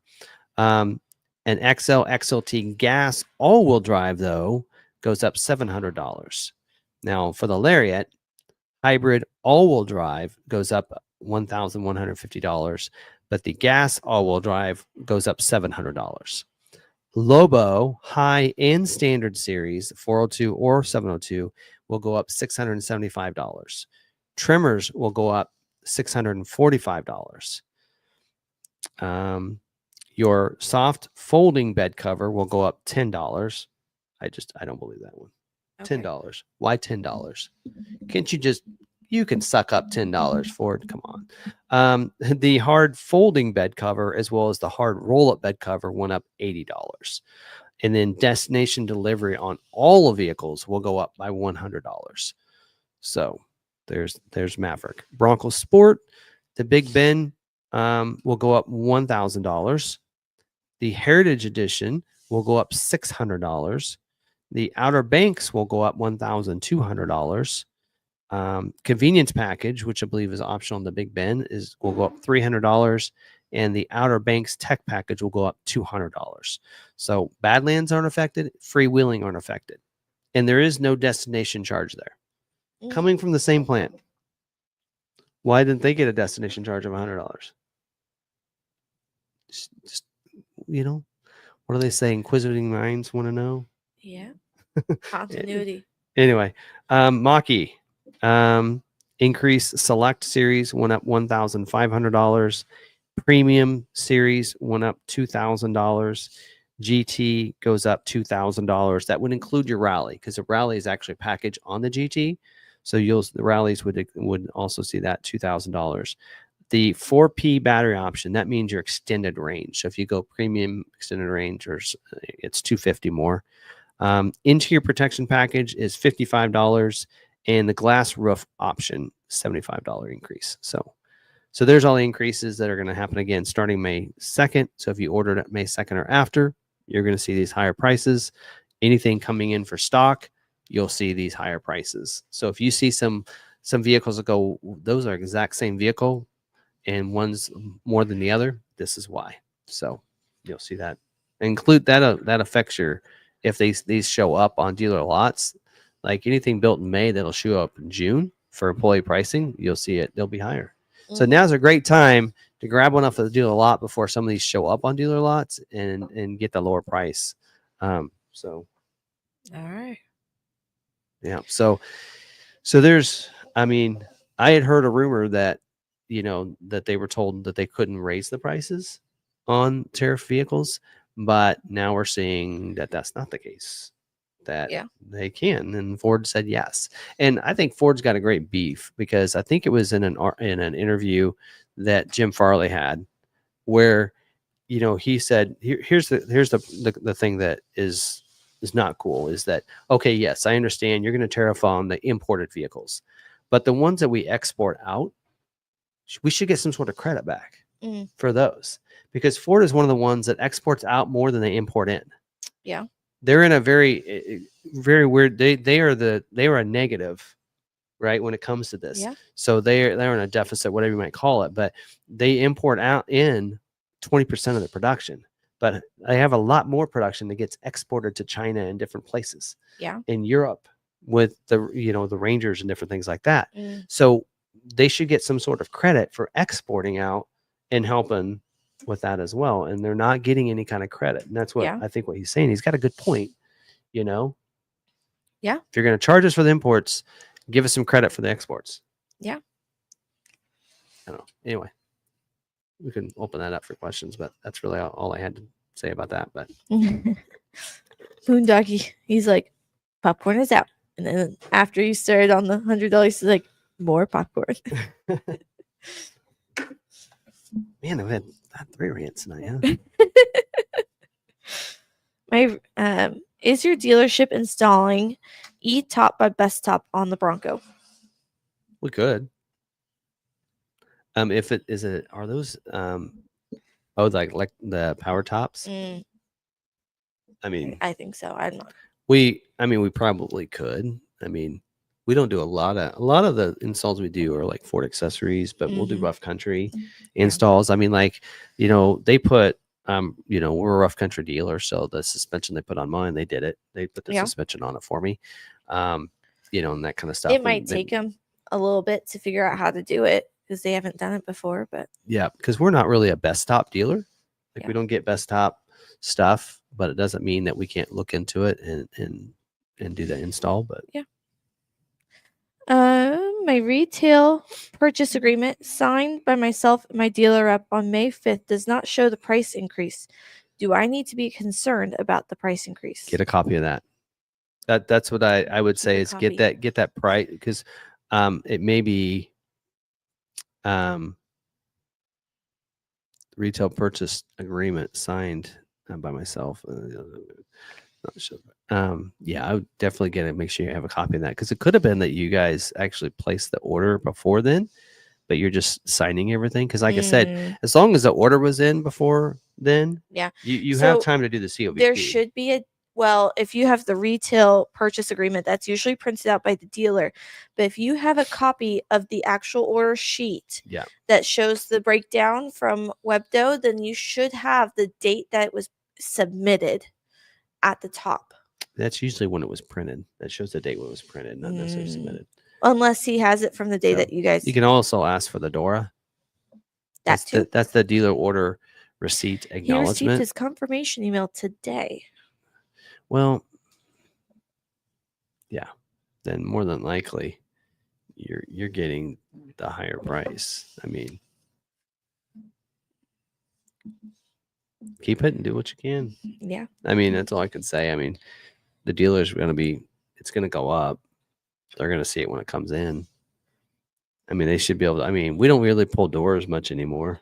No. But if we need to, we can. Yep. There's somebody at the dealership that there's a couple. The general sales manager has access to be able to pull print doors anymore. I mean, it used to be that we got them printed out all the time the next morning or whatever when you ordered something or made a change. Or if that machine got turned off when you turned it on, it would print all the previous ones. Well, but now they don't do that anymore. It's just in the system that you can just print them when you want. So on a regular printer. Yep. I don't know. I'm hoping for the best for you, but it really probably would be. It probably will have the price increase. Yep. What's funny is there was we had no warning on this. All of a sudden, Friday morning, I saw that came out. Friday was the 2nd.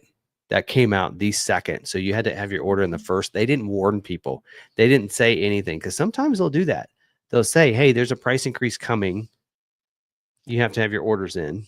Mm-hmm. They didn't do that. They were like, Friday morning, price increase. They didn't give anybody warnings that, hey, you get your orders. You have like 1 day or 24 hours. It was like no warning. The 2nd came out, and anything was on or before the 1st, then got it. It was like you could even order that day and get that price. You had the new price. Anyway. Yeah. Crazy stuff. Is it still the most affordable truck? Cheapest truck? Yeah, it is. But it's kind of like, I forgot to pull this one up earlier. What are the 2 black boxes on top of my 2025 STX F-150? I think that's the little things on the hood, on the roof. That's your antennas, right? For your Sirius and all that, so. Your modem and all that stuff. Pretty sure that's what that stuff is. Right. Those are all the questions I have. That's it. Well, we answered them all. We didn't save any. Yeah. So the last couple of weeks, we've actually had people ask about the connected services and stuff, and like their subscription was expiring and what was included and all that kind of stuff. And I actually found this sheet that I got several months ago, I should say, that went over. It's just crazy because you look at this and go, there's 7 connected services. And so I thought, I mean, if anybody wants to, I can cover that. We got like 15 minutes. I usually try to run this around 9 o'clock, but we got a little bit of time. I could go over Blue that. Cruise security package, Blue Cruise. But then the Ranger has neither of those. But Well, then the products are on the back side, and then that shows you what vehicles they're on. Right. I mean, this is coming up because the Expedition that we have that we're going to be taking delivery probably soon. You know what I thought of? Is that it gets that connectivity package is different than premium connectivity. It is different. And so basically, and then some of these are separate from that. So I actually might need my glasses for this. But so Blue Cruise, we know a little bit of what that is, right? So hands-free driving assistance features designed to drive less stressful and more enjoyable. I do like Blue Cruise. I don't like the price of Blue Cruise. So about every vehicle gets a 90-day trial of the Blue Cruise. And then after that, they're charged either $50 a month or $500 a year. Now, at the time of the vehicle purchase or ordering it, you can order it this way too. You can do a one-time for $2,500, and they say one time, but it's really 7 years. Let's just be honest. It'll tell you that. You can also do the $499 per year for 25 model years. Now, if you happen to get a 24, it was $2,100 for 3 years. Jeff says that. And then $700 a year for 24. So that's what they were back then. So Blue Cruise. And then the vehicles that can get Blue Cruise, F-150 can. It says select trim. So I think it's XLT 302A and above. Super Duty can't get it. F-150 Lightning. It says select trims on that one too. I think XLT, maybe Flash and above now. Ranger does not get Blue Cruise. Maverick does not get Blue Cruise. Expedition, it's basically active 202A and above. Explorer is ST line and above. It gets the hardware. Bronco Sport does not get it. Mach-E, it's on every vehicle, every trim. Bronco doesn't get it. Mustang doesn't get it. And Transit doesn't get it. Now, there is a security package, protect your investment with theft alerts, remote vehicle lockdown, and recovery services. I talked about that one week. So that is included for a 1 year from the new warranty start date. Activation required. Then it's $80 a year or $8 a month. And so on that one, you'll usually see it on like your trucks. So you see that on your F-150s. You also see it on Super Duty. And then I think also, oh no, it's not on Transit. Thought it'd be on Transit. I think those are those are only 2 trucks. Now, connectivity package, that gets you Wi-Fi apps, maps, everything you need to stay completely connected on any device. So this is says included for 1 year from activation date, then $149 a year. Now, this is the new connectivity package, or you can get a one-time purchase that says 7 years for $745. Now, connectivity package is different than premium connectivity. And connectivity package is on the Expedition and the 25 model year mach-e. So connectivity package on that one. Those are only 2 models that get the connectivity package. It's new. So that's a little different. So what it's doing is including your Wi-Fi hotspots in there as part of the connectivity package and your map, your on-screen map. So not really navigation, but that on-screen map. Premium connectivity though says stay connected on the go with video streaming while parked audio streaming, and Alexa. And on that one there, it says for sync vehicles, 24 and 25 model year, it's $10 a month and then $120 a year. And that's what I pay that for the Bronco. Yeah. And it says in here, Ford Digital Experience for 25 model year vehicles, $15 a month or $150 a year. So there's even something else different, the Ford Digital Experience, right? I mean, come on, Ford, you're getting out of control here. Anyway, so that there basically is your video streaming, audio streaming, and Alexa. And I'm sitting there going, I don't need any of that. But I think the Ford Digital Experience doesn't work on 25 model year without that, or without the connectivity package, I should say. So that's really weird. So the premium connectivity, though, is basically on every other vehicle, like your F-150 gets that, your Super Duty gets premium connectivity, Lightning, Ranger, Maverick, your Explorer, your Bronco Sport. Mach-E doesn't because it's get the connectivity package instead. Expedition doesn't. And then Bronco gets it, Mustang gets it, and Transit gets it. So like I said, I think you get on those, you get 1 year, and then after that, you'll have to sign up. So it depends on if you have a 24, 25 model year and what vehicles you have. If you have the one with the Ford Digital Experience, it's 150. So like, I think the Explorer has connectivity package for the FDE Ford Digital Experience. So that one's going to be 150, but all the other vehicles it's $10 a month. Like I said, see how confusing this can be? The connected nav, built-in nav, traffic, gas, weather, and parking info without ever needing to plug in your phone. So basically the on-screen nav, right? Included for 1 year for your ICE vehicles, 3 years for your EVs, and then it's $80 a year or $8 a month. I pay the $80 a year. So I have the connected nav on my Bronco. So, and again, on those, that's your F-150, that's your Super Duty, Lightning, Ranger, Maverick, if it comes with a nav, the connected nav. So only Lariats. It should say that in there.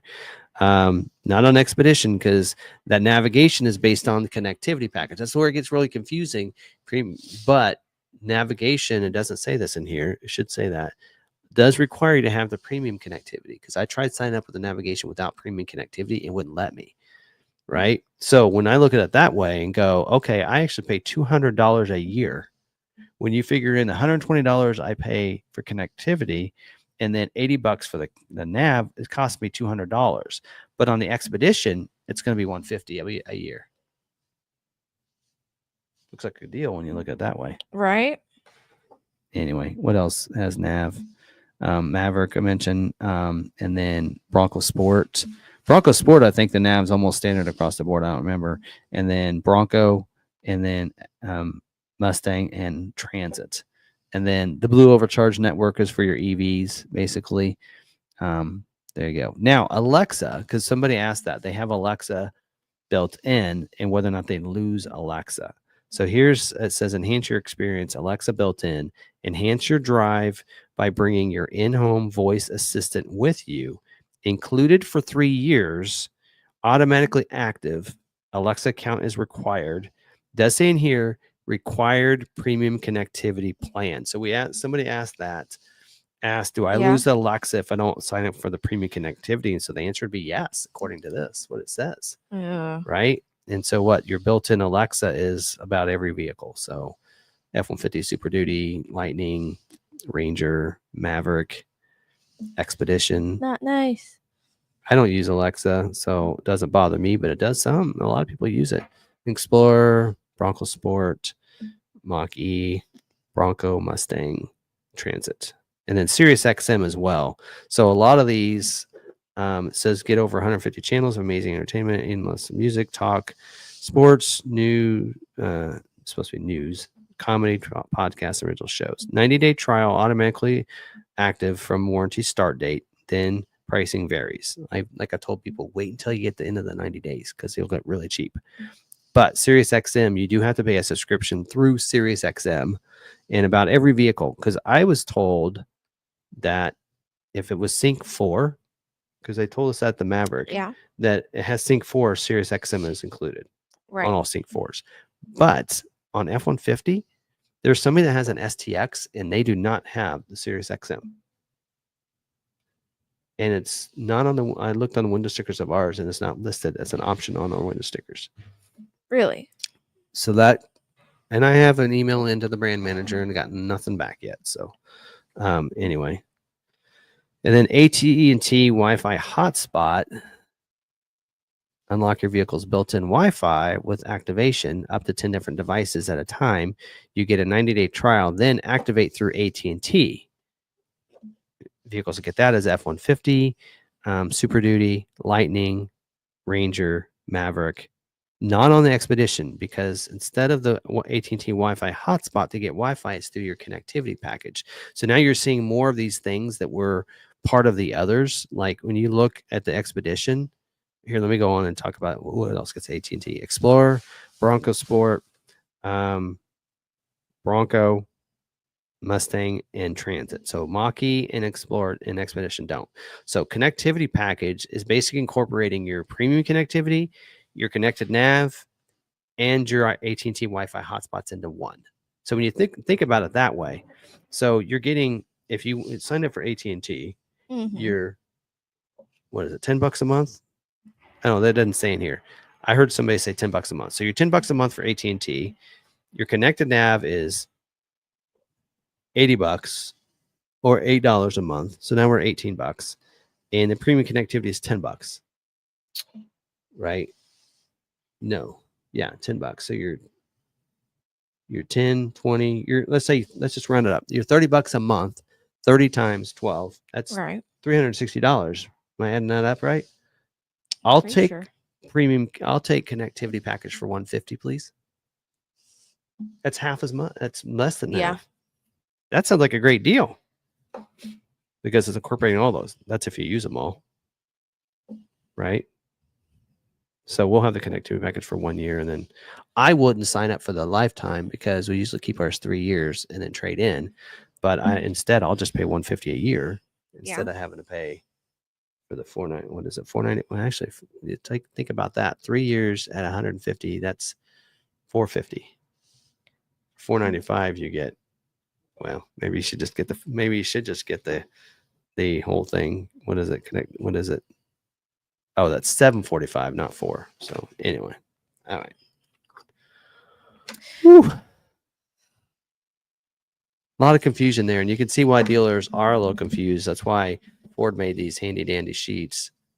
Actually, I think we made these sheets, and I think we printed these out. There's 2 pages, and I think they put it back to back, and they had them laminated and gave to all the sales guys. So I think Ford actually sent something out, and then our GM, our general sales manager, I think made these and got these out to us. Wow. Almost takes a degree to go through this. Kind of like the Expedition. But I will say this. They'll eventually upgrade to the connectivity package on all the vehicles, which just kind of incorporates everything together. Your nav, your Wi-Fi, and your maps, Wi-Fi, and your streaming all into one in the connectivity package.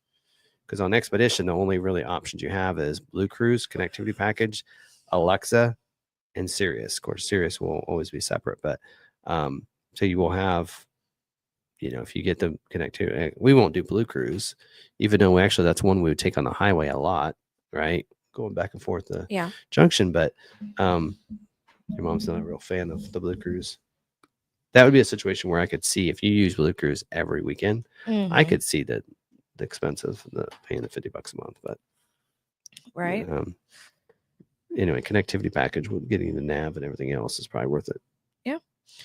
So do you know how the tariffs might affect Super Duties being made in Oakville? They're not made there yet.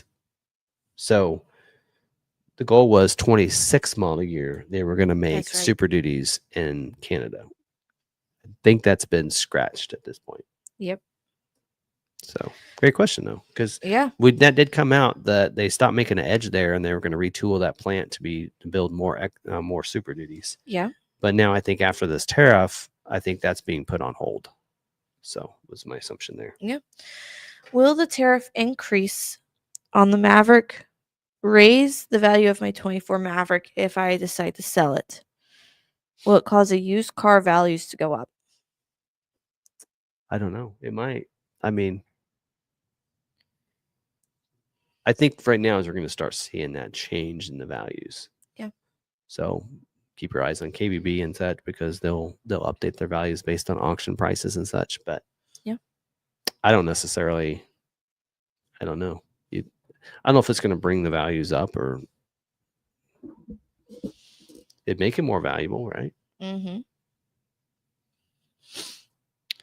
Ford has cameras installed inside at the hood near the light sunroof controls. These cameras watch the driver and triggers then when you need to rest message, or so it seems. I taped mine, and someone else said yes, cover it.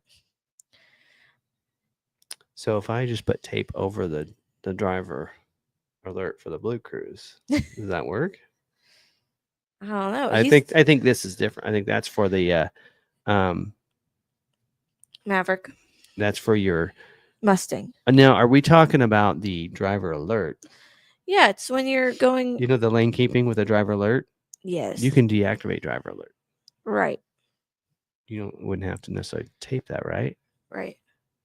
I didn't think there was actually a camera in there. I thought it was up. Well, so I think the driver alert is if you're having to if it's having to correct for you too often, then that's Is this in your Mustang? Yeah, Mike Kim? because he wouldn't have Blue Cruise. No. Because so my thinking is that you'd either have adaptive cruise, which would have the driver, the Right. lane keeping with the driver alerts. So the lane keeping you can activate and deactivate along with the driver alerts. Like I have my driver alert deactivated. Right. Because it would like if I take my hands off the steering wheel too often or whatever, it would alert me to pull over and have coffee. That's the driver alert. Yes. And so I deactivated that. Yep. We'll find out. He'll let us know. Make sure we're not confused on that. Sometimes what wording that I'm used to is different than what other people are. So, you know how I know the live stream is almost over? When I run out of beverage. I've run out twice now. I'm thirsty. All right. So my question is, they told you that you could, like, they came out and made a big deal about how you could use your Ford Pass points to pay for the connected services or the different things. Now they're getting rid of the Ford Pass points. They're not getting rid of Ford Pass points. We're getting rid of the credit card. Right. But still, so how do you earn the points besides purchasing a vehicle? Service. When you bring your vehicle for service. So when my vehicle has a problem. Yeah, I know. Well, you didn't have a credit card anyway. No. But yeah. But still. Yes, it's back to the where you buy accessories, basically do things at the dealership, service, accessories, or purchase. You earn points. Yeah. Buy Ford parts and accessories, silly goose. I have a C-Max. What can I buy for my like, C-Max? How do you earn points at Starbucks? You purchase more Starbucks, you get points. Yeah, I get that. But still, like, if I want, because I had actually thought about getting the Ford Pass card. I'm down to 37,000 points now. I was working on getting points up so I could buy the Pro Cow, and now I've gotten to where I bought other accessories, and plus mine get I have points get taken out every month for that connectivity because I have it set up to where the premium connectivity uses my Ford Pass points to pay for it. Crazy. I'm not getting nav when it resets. In fact, that's coming up. I need to go cancel that. Okay, I had issues with that earlier when I was did that to me on my computer. When I was recording earlier. In fact, right now I don't think it's until this little thing right here goes away. Oh, there we go. Okay, now we should be good with no. So anyway, sorry about that. Yeah, I think But- we're having some connectivity issues today here because Yeah. that happened earlier when I was recording, and I thought it's just recording, so it should be good. But no, it needs the signal. here's the 'cause thing. this is on internet, so I have a 2017 C-Max and a 2019 Fusion. What am I going to buy? Because I hope I don't need to bring it into the shop. right.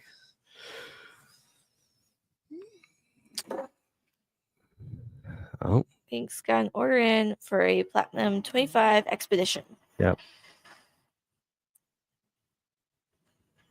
That's a good one. yeah. Anyway, so and did you notice too? That is something else.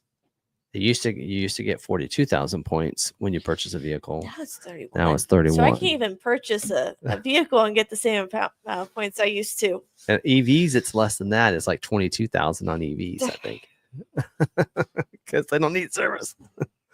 Because at the beginning, the reason you got points was to pay for your first 2 oil changes. EVs don't need that, so it was to be True. your 1 year service, which Jeff still hasn't. Is that so? He's got. Does he need to? Like, No, really.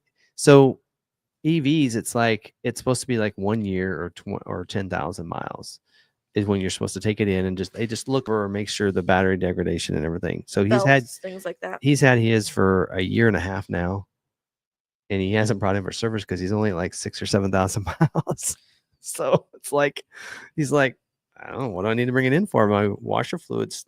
I think his washer fluid's actually low, and he can fill that up himself. But it's like, other than that, what I mean, well, you should rotate your tires. So we probably need to have it brought in for service anyway. But I was walking through to go clock out, and one of our service BDC people caught me, and they're like, "Hey, can I schedule you for your service?" And I'm like, "My service?" He's like, "Yeah, you're right for an oil change." I'm like, "What was my last oil change done at?" And he's like, "This much." I'm like, "Yeah, I'm 7,000 miles past that." So I had gone 2,000 miles over the 5,000, and it had been longer than 6 months. so Joel came in because he had issues with the vibration. Yeah. And it ended up being a half shaft that they had to replace. Yeah. So I got in it, and she's got a sticker on the dash. Have you seen that? Yeah. Hers? You know where that sticker? What's behind that sticker? Check engine light. I looked at it from the side and I saw some amber there. I'm like, you got a check engine light on. Oh, and by the way, did you know that you're past your oil change? You have 0% life left in your oil. So you got the oil change done. And she goes, yeah, the check engine light's still on. I'm like, you need to have it checked out then. I said, look for any notifications. She goes, well, I just thought when I changed the oil that it would reset it. I'm like, yeah. Oh, I told you about my C-Max. I went to go fill up with gas in the morning on my way to work, and the door wouldn't open. My fuel door wouldn't open. I had 31 miles to empty. Would not open. I got it here, drove it here, and I went in to go get Levo, and I came out. He pushed the button, and it opened. Okay. So then I went to go get fuel, filled it up. Well, then as soon as I turned the car on after getting fuel, my check engine light's on. I'm like, no. So I'm thinking maybe my door not opening through a code. It could be. That could have done it. So I talked to one of our techs. I'm like, look, I don't want to bring it in and get a bill for diagnostics or something if I can fix this. So I talked him through it. He's like, take this funnel, stick it in there, make sure that both doors close, and then see if that does it. Didn't do it right away, but the next morning when I started it, it was fine. Huh. Wow. So sometimes those capless fuel doors will not seal all the way. And sometimes we'll see check engine lights get come on after a rain or something. Yeah. I don't know sometimes, but I don't know. But Yeah. we'll see. I don't know why her check engine light's on. I'm like, I don't know if there's a way to reset it and then see if it goes back off again or not. But probably they changed the oil and they didn't ever notice it because she had a sticker right over where it's supposed to be. If you're sitting in the driver's seat, you can't see it because it's a sticker. I'm like, did she put the sticker there? Yeah. I'm like, what? I'm like, did you put it there after the light came on? I'm really getting this glimpse of. You ever watched Big Bang Theory? Yeah. That episode where Penny talks about, oh yeah, that light's been on for a long time. It's like you're Yeah. supposed to go get it serviced when it comes on. I felt that with her. I'm like, anyway, Well, I should make fun of my daughter. I also talked about a noise that's been going on for a few months now when my engine gets warmer or when it's warmer out. I was like, hey, can I bring this in and see what I find? And you just tell me if I do something I shouldn't be doing. He's like, yes, I can. Get your oil changes on time. Get your Oh, this is like bad about that. this is like a fan belt or something because it's only when my air conditioner is running on a warmer day. Yeah. Well, like your mom, she drives Expedition the most. And so sometimes, and it's not every weekend I'll get in it. Because usually it's when we go to church or out to eat, or we'll go on. I'll go with her to go pick up Jade or whatever, or drop them off, and then I'll say, "Oh, you need an oil change," But normally I'll get that. What's great is if you get in the app, and that's why I told her, I'm like, in your app it tells you if you have, under the service tab, unless you have an older vehicle, then it'll actually tell you your oil life right there. It's like the Bronco's at 78% because I just got it done not too long ago. Even my tires are a little low, but that's okay because I got a better ride. But it tells you all that stuff, And so I actually probably should go to the Expedition. Let's see, because that's usually one time I went in there. I actually got notification you need to change your oil. Your oil life has passed. I'm like, oh, yeah, she's at 75. We had it done not too long ago. So, but that's what I told Jolie to do is to go into the app and look at your notifications. So, and see, because sometimes that check engine notification will come on in your notifications, and it might tell you maybe why that that's check nice engine light for those came on. Ford Pass enabled vehicles, right? Oh, Alan sent the photos. Extraterrestrial highway. Apparently they do tours. Still no news on the Maverick minivan. Nope. And people are asking me, hey, what's the news on the 26 model year Maverick? And I'm like, they don't tell us until it comes out. No. And I'm not expecting much. So any vehicles that we just had a refresh. Yeah, anytime there's a refresh on a vehicle like Bronco Sport, Maverick, don't expect much this next year. I mean, you might get a package change or something. They like the feedback, and so they'll make slight little adjustments to packages or options based on feedback. I could see keypad coming back with all the complaints they've had. We talk about that. F-150 now, what's the keypad is I think it's a dealer installed option. Is it on an F-150? Well, I know on the Lightning, it's a dealer installed option on an XLT and a Flash. Yeah. Right. Super Duty now it's a standalone. It's a DIO. Maverick it's a DIO. Bronco Sport's a DIO. Now Explorer went to a DIO, but then went back to a factory. But guess what? Still has a keypad. 2025 Expedition.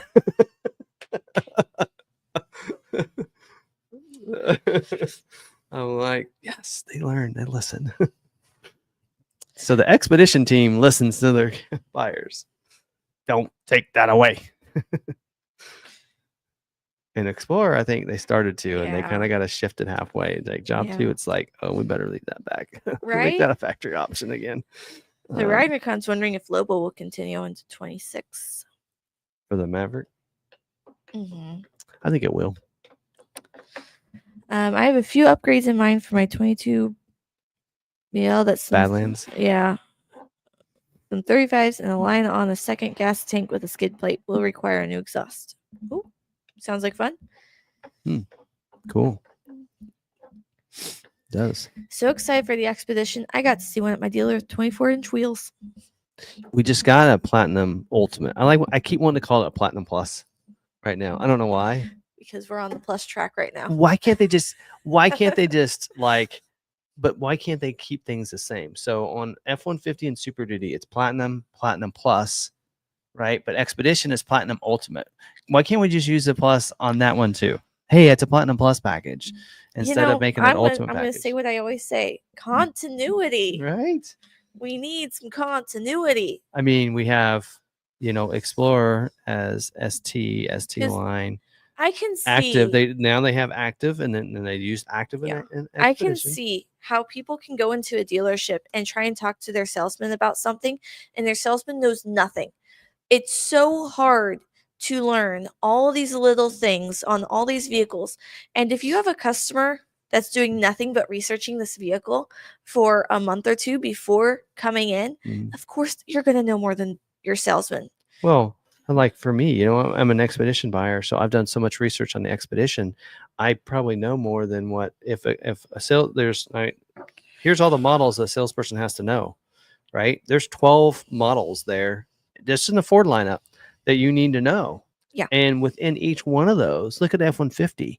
You have XL, STX, you have XLT, Lariat, Platinum, So King even Ranch. for the Trimmer. buyer, it's really confusing. Even if you spend 2 months doing nothing but researching the F-150, it can be so hard to Mhm. know what's up and what's down. Yep. And then you go into a dealership and these salesmen have to know that for every single model. It is hard. Well, look at Maverick. I thought, oh, simplicity. XL, XLT, Lariat, just 3. Oh, and let's add trimmer. Now it's its own trim now instead of a package. Let's go ahead and add Lobo. And so Yeah. I'm like, okay, now you're 5 trims now. And Yeah. Bronco Sport, okay, so like Bronco Sport and Bronco was one of those where you had a black diamond trim level in a Bronco, Yeah. but the Bronco Sport came out with a black diamond package. Yeah. And so then this year they're like, oh, well, we're going to do the same thing with Bronco. So now it has a black diamond package on a Big Bend, just like that. So at least now they're the same, because when you look at it on Bronco, you have Big Bend and you have Right. 2 different packages like you do on the Bronco Sport. Heritage Edition, like the Bronco Sport, freewheeling, but in the Bronco Sport, freewheeling still has its own trim, whereas it's a package in the Big Bend. So having some of that, just let's get some See, I know similarities. Maverick. I know some Bronco. I know some Bronco Sport. I know some Ranger. Other than that, I got to look at the order guide. Well, and then you have F-150 Lightning, which kind of goes with the F-150. Yeah. But instead of using XL, they use Pro. Yeah. And instead of the XLT, then they go Flash, because that was they had an equipment group like Yeah. like an XLT 302A basically was that XLT Yeah. 312A. Now they made it a Flash. Do you know how Again, yeah. often I get a call from someone and say, hey, my dealer doesn't know this. Can you please help me? And I have to go to the order guide and find it in the order guide, because that's the only place where you can find that information. It's not on the website. It's not in the build and price. It's not listed anywhere except the order guide. And even then, it's just the simple basics right there. And I'm like, of course your dealer didn't know this, because it's not listed anywhere except right here. Yeah. So I think they were talking about Expedition earlier, right? I think. Yes. And so they saw one with a bench seat, and they swapped. So captain's chairs is standard on all Expeditions. What we have coming in is a bench seat. Right. So anybody's looking for a trimmer with a bench seat, there'll probably be one available coming up here in a couple weeks, because we want the bench seat, and they say that's not a popular configuration. I think it's not necessarily that's not a popular configuration. I think people don't realize there's an option to the bench seat, because it's standard with the bucket seats, and so that's what everybody sees. Yeah. And on a dealer lot, dealers probably don't even think about it. I think it's an ad of a couple $100 to go that route. But the deleted seat in the back, that's an option that I didn't even know was an option. the delete in the third row, Yeah. Expedition. Mhm. I don't think you can go buckets. No, delete third row. Oh, on STX. Right. Last year, not this year. Not this year. No. So there's no way to delete that third row anymore? No, there might be on the fleet. There is So, Expedition okay. fleet. See, my friends had called me from out on the farm. They're like, hey, so we see this one. It doesn't have the third row, right? And I'm like, no, every vehicle should have the third row. She's like, according to these pictures, it doesn't have a third row. I'm like, I gotta check this. And I was like, there's no third row. And STX, yeah, last year. This year, though, I think third now there you can order. It's fleet only. You can order XL. Yes. I think it doesn't get third row. Yeah. But maybe, I don't know. Anyway, yes. Well, and here's the thing, that the captains are nice, and people are like, well, why do you want the bench seat? You'll never use the bench seat. I'm like, you don't understand how often we use that bench seat. Like us telling them, I'm like, how many times have we had the 4 kids in car seats and you and Jolie in between, Right. sitting in both seats, and then me and Barb up Yeah. front, and we've gone to Wichita and went to the Or, zoo or something like Like that. Jolie and Jeremy aren't with us, and it's me and Levo with you and Mom. Yep. Or something of that. Yeah. We've done that a mix. couple times. Yeah. Where we have 4 kids and 4 adults. Right. You need all 8 seats. Oh. Yeah. Absolutely necessary. Hopefully she wasn't here when I was bad mouthing her daughter. She commented. Well, Here. In my defense, if the alert is not where I can see it, it doesn't get processed by me. Granted. Well, and that is the nice thing about the app, getting a notification, because then it pops up. Yeah. Like I got one this morning that the mach-e wasn't charging, or there's an error charging, and it was the outlet. The outlet surged, and so I had to reset it, and then it started charging again. So yeah, getting those notifications to the Ford app. Definitely make sure you connect your vehicle up, because you do get those notifications. So that is the backup. And that's what happened with the Expedition, was it got low and needed an oil change because I wasn't paying attention. And actually, I think in our defense too on that was that little sticker that they put in the window fell off. Right. So then you're like, when did we get it done? But having an oil life in the app is nice, but also getting a notification that, hey, you need to change You know what I always forget? Change oil soon. I always forget if it's that little sticker means that's when I'm supposed to get it done, or that's when I had it done last. Right. I'm like, it's when you're supposed to. I think when you're supposed to get it done. I had one of those was like I couldn't tell. I'm like, and then I'm like 2,000 miles I'm past. just I'm like, like- so did I just get it done 2,000 miles ago, or do I need to get it done 2,000 miles ago? Yeah. So she did say, I do think I am going to need airplane control panel training before I can drive the thing. Like I said, yeah, we'll be doing a video on that this week. I So need to. I might have to have you do it, so she'll actually watch it instead of me. But because I'm going to do that video, I'm going to go over where the controls are for everything. I need to It is unique. It's different.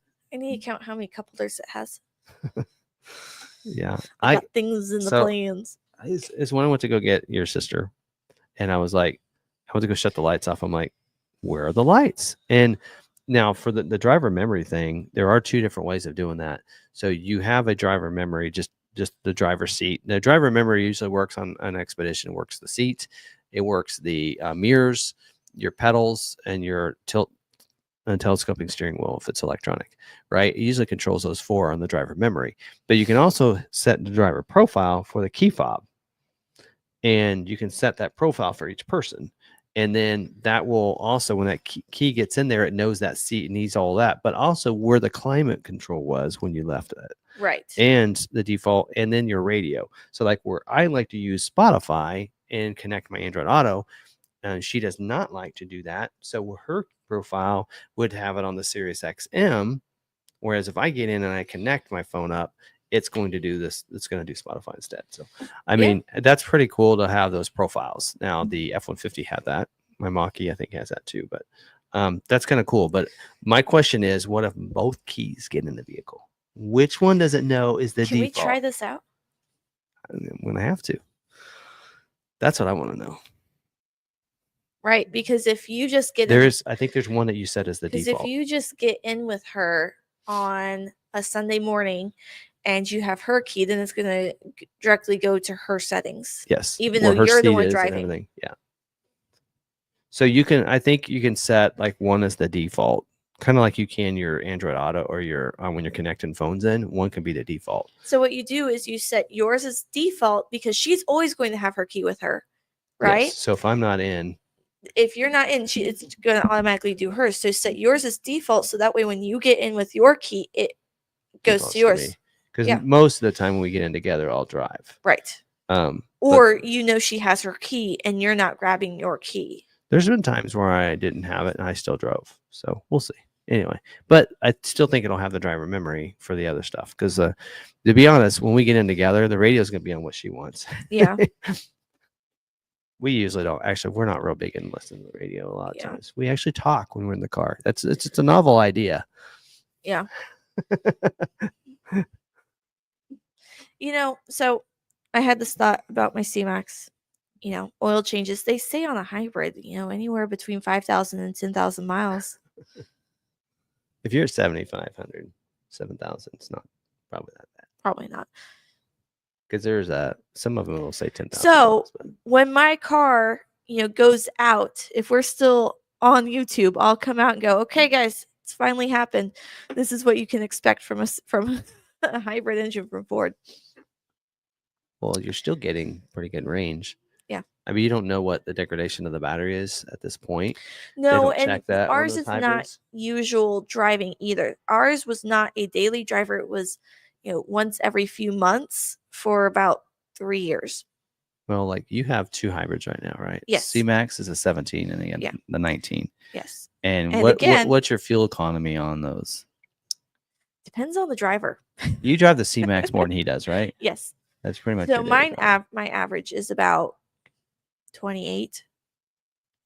In my C-Max, it's about 28 most days. But he can get to 32 in it. And then in his Fusion, I get about the same 28, while he gets about 32 to 35. So you drive like your mom. No, just kidding. No, the Bronco. So, I had it, and I was playing around with the different goat modes and how it affected the fuel economy. Yeah. I love the sport mode. So I like, when I'm there, that 2.3 in the sport mode with that cold air intake. Yeah. I'm telling you, that is as good as a 2.7 any day. We may be racing tomorrow. We may be taking out a 2.7 against the Bronco, and I want to see out. Let's do it. I want to go drag race it. Anyway, but I did try the eco mode, and I'm like, surely it doesn't make a difference. And I was like, okay, I'm going to put about at least 40 to 50 miles on there, and it truly did go 4 miles per gallon better in the eco. I was getting like 18 miles of the gallon. I'm like, huh, I guess it does make a difference. The drive modes make that difference, putting in eco mode. But then I was driving it, but I'm like, but it's not as fun to drive. Back to sport mode. Test over. 12 miles a gallon. So it's like, I'm like, Yeah. it is what it is. And I usually use the sport mode when I'm towing. Yeah. Because when I'm got that trailer and I'm on the highway and I need to get over or whatever or hit something, I want to be able to instantly it's there. And so Yeah. there isn't a tow haul mode on the Bronco, but a lot of people are using the sport mode instead when they're towing. That's what some people had said. So it seems to be working really well for me. And again, fuel economy isn't that great, but so anyway, all right, we're just rambling at this point, but now it's 9:30. So, all right. Okay. I think that's all we have for tonight. Yeah. We still have like 56 people watching. I don't know what they're watching, but anyway, some good stuff there. I think. Any other questions? I don't think so. No. All right. Well, guys, thanks for watching. Thanks for coming in. Hopefully we had some fun and got a couple rants in that I don't normally do. So I think we got about 4 rants in. anyway, Or between us. I don't know what 5. you call this, but this just craziness, that's Ford. sidestep. So yeah. 4, maybe between 4 and 6 rants tonight I don't between know. the two of us. Anyway, it is what it is. All right. Well, anyway, expecting I got a couple ideas for Bronco video tomorrow. Bronco Sport. It'll be more probably Bronco related. Well, no, we're talking goat modes. Thursday I have Shelby Hall. Oh, yeah. And I didn't look. How did she end up doing at the Nora? Oh, I had that ranking in my head and now I can't remember. She finished though, right? She finished. So pretty good. And that's like a vehicle that they hadn't. It's a DR, but they had to make some modifications, and it wasn't really driving like they wanted it to, and they had to make some modifications to it. But so anyway, that's fun. Anyway, and she wasn't racing part of Ford Performance. No, that was this is her own. This is Shelby Hall Off Road. This is her debut for her team. This is her Shelby Hall Off Road team that she led. Yeah. Debut on this race. And a lot of good sponsors, including I know that Liberty Firearms. Yeah. Wayne, he I know was part of that. Yeah. In that sponsor, and which is pretty cool. He's got the biggest strop Bronco collection. I still can't say Bronco strop. It's strop Bronco to me. Right. Anyway, but yeah. So, oh, did I tell you the other day we got a customer turned down his base Bronco? Really. Base Bronco. Only thing added is automatic in the color, and it's over 41 sticker. Like, see, you can't get a $40,000 Bronco. Sorry. If you go manual, then you can be under 40. That is the only way. You go base, no manual. This doesn't even have of course, you can't add a rear locker without adding the front locker too, which is still, in my opinion, a travesty. I mean, I think it only looks bad for the Bronco name if you don't have at least a rear locker. I think rear locker should be standard equipment on all Broncos. Right. Because think about this. How bad will it look if you're out there in the middle of snow, you don't have a rear locker or whatever, you're in this deep snow, and these Jeeps just are taking off and passing you? It just makes the Bronco look bad. Sorry, I know the 4x4 works really well, 4 low works well, but Yeah. just make a standard equipment rear locker on every Bronco. Let's put a petition. I mean, there's groups out there doing, they're the manuals or the 2.3s. You know me, I'm 2.3, team 2.3, Right. team rear locker. Anyway, what were you All looking right. at? Position for Shelby Hall, Oh, okay. but I'm not finding it easily. All right. So Okay. I have to come back with that another point. All right. Well, anyway, it was a fun night. Hope you guys enjoyed it too. Episode 192 is in the wraps. Yes. All right. Hope you guys had fun. We did. And until the next one, stay positive, be kind to one another. And be kind to yourself. See you later.